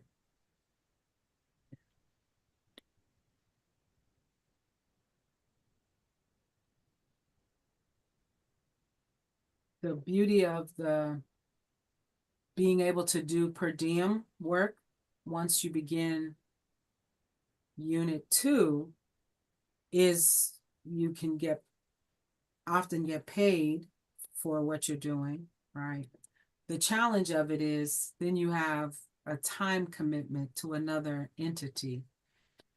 And Yeah, yeah, because I probably won't. I probably won't do that part because I'm stretched enough, and but I mean, I just would like I said, like to be somewhere I could, volunteer. maybe, yeah, shadow somebody or something just to, But if it's meant to happen, it'll happen. But it hasn't happened so far, so I'm not gonna. Now I've asked somebody and they were supposed to do it, but he never Right. got back with me, so Right, it's okay. right. I mean, it's not life threatening.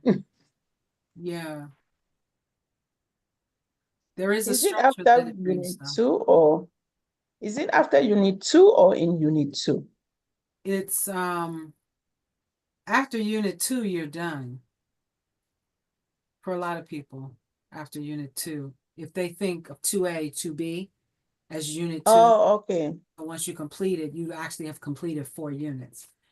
But I believe Okay. it's after, I don't know what it is for other places. For us, it's if you are in unit 2.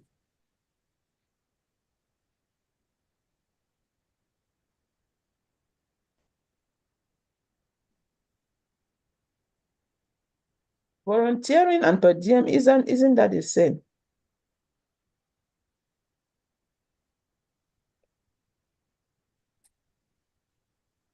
What did you say?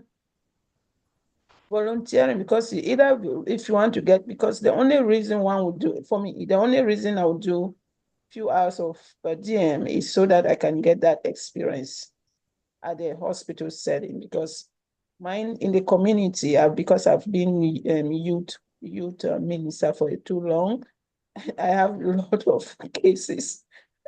In this crisis is post-COVID, everybody is sick somehow. There's so much problem. So I'm actually saying no, my time schedule cannot allow. But so the reverse of your problem is, Lisa, for me is actually there are way too many instances. However, the per diem, considering it is like you and I, because we are in the same scenario, is to get the hospital setting or the clinical setting in that particular in the hospital or somewhere else. That is the only reason I will consider doing like 3 hours a week, 4 hours a week on call. But if I volunteer, I will still want to volunteer 4 hours a week. So is it not the same thing? It's like, okay, my volunteer, I'll get paid, then that is free.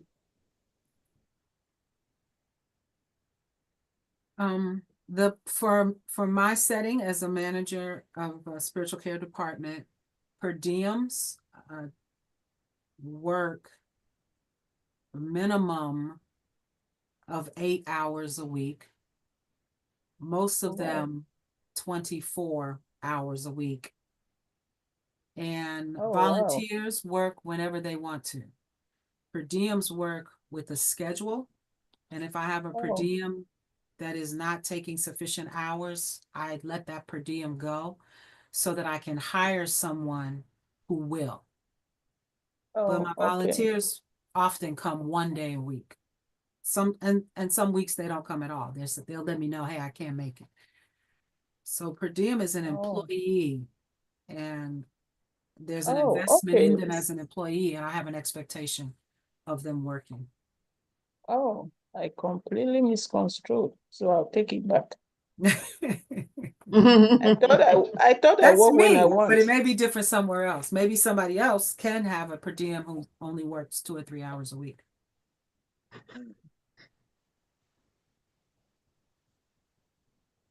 And it's weekends, it's Saturday and Sunday. I got folk who want to work Monday through Friday, but it's the Saturday and Sunday. So I Yeah. had this. I'm cool with Saturdays Oh, because that's a good day to work for me. There you go. So you could do 8 hours on a Saturday. But you would Mhm. prefer maybe 2 hours. But no, Well- no, we need more than that. I'm okay with 8 because Saturdays are kind of a hard day for me because I'm by myself. And when I was back home, I used to do stuff with my family, but being here, I don't have a lot of people to do anything with. So I'd be okay with it. That's good. I think Yeah. per diem is in your future. Do you Yeah. pay? How much do you pay? Yeah. An hour. We have drifted beyond what I think is the realm of IPG. So let me just say that. It depends. It's based on skills and experience, how long you've been doing the work. But also keep in mind, I'm in California, and I think the hourly wage begins at $48 an hour $48 an hour per diem. for chaplain. For per diem chaplain. Man, I'm moving to California. Forget this mess. Lisa, co- come. The Then cost, Lisa, they say, house near me that is on sale. Alice, you better tell her the cost of living is ridiculous. That 48 hours will not get you much in California.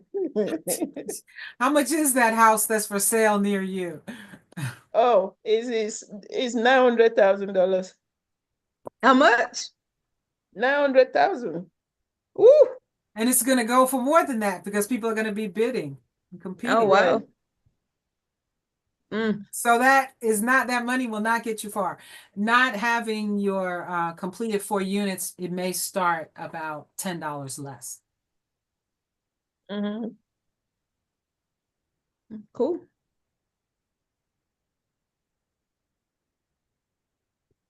You have a hybrid position?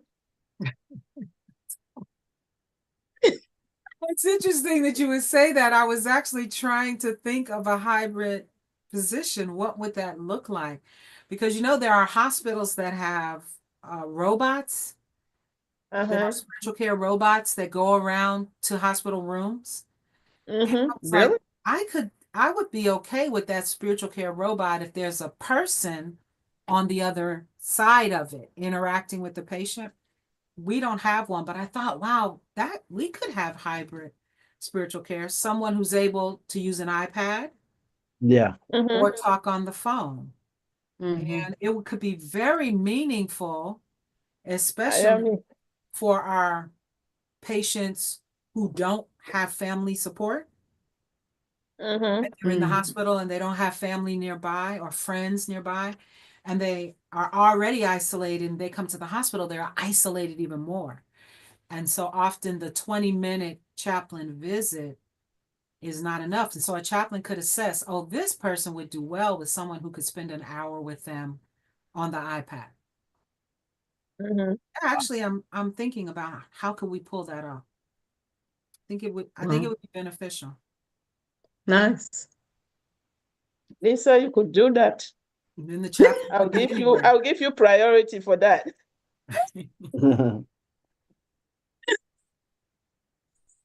Oh, I love how she's putting you to work. You're gonna be per diem. You're gonna be Because you hybrid. need that $48, it will go long. Goes my a son long wouldn't way. let me move. He wouldn't let me move. Well, that's the beauty of the hybrid. You wouldn't have to move. Mm-hmm. Oh, But really? But rest assured, my hospital is a corporation, and they would pay you the wage for where you're living. That's what they would Oh, do. wow. That's terrible. They would try to make that adjustment, I'm sure. I don't even know if that's legal. HR would have to figure that out. But if it is, I know they would. But yeah, I would love to see that happen. I think it could be awesome. And I would start with a volunteer and see how it works for the volunteer to be on the phone with someone. I think it would be awesome. Oh, nice. And it I doesn't, see it what can you're be the patient, but it also can be their family. They're there, Oh, okay. the older couple, one person is present, they're having surgery, and they have nowhere to go and no one to talk to. That'd be awesome to be able to do Mhm. that. I could see doing that. Yeah. So contact your agent, Alice, and Yes, I'll be the agent. she will negotiate it for you. And then you'll be the person to negotiate with so that we can easily get the money. There's all kinds of possibilities, Lisa. There's possibilities. Well, thank y'all for opening up a new way of looking for me, because changed my perspective. See, that's Absolutely. that's what our didactic was today. Thank you for bringing us back. Thank you.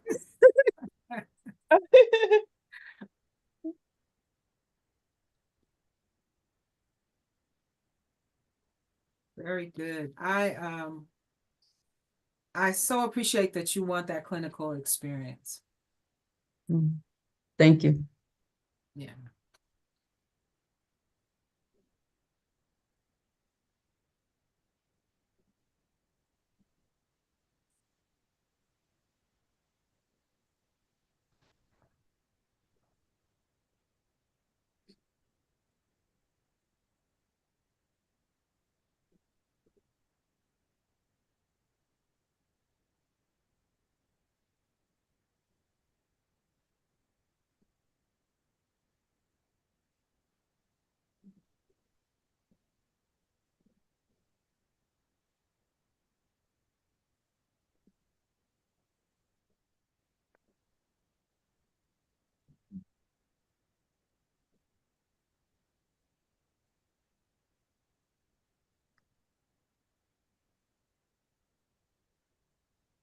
Any other thoughts or anyone else want to claim some time?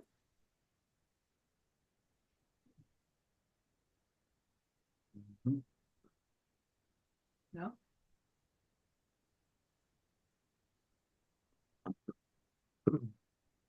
All right, well, we all in agreement we'll end here. I will see you next week. We're looking forward, Alice, to your evaluation, and we'll have 2 didactics. They may not both, we may have a guest, just to make you aware, to do one of them. And I have Alice's suggestion that she wants a didactic on millionaires. Okay. Mhm. You didn't say millionaires, you said gerontology. Right. Is that how that group is called? No, that's not what they're called. Far from it. I don't know what they're called, but I'll know next week what they're called. Sure. I thank you. Guys, have a wonderful weekend. I look forward to seeing you. Thank you, If you everyone. want IS, don't hesitate to let me know. Okay? Okay, thank Okay. All you. right. Yeah. Take care. Bye-bye. See you guys. Bye-bye.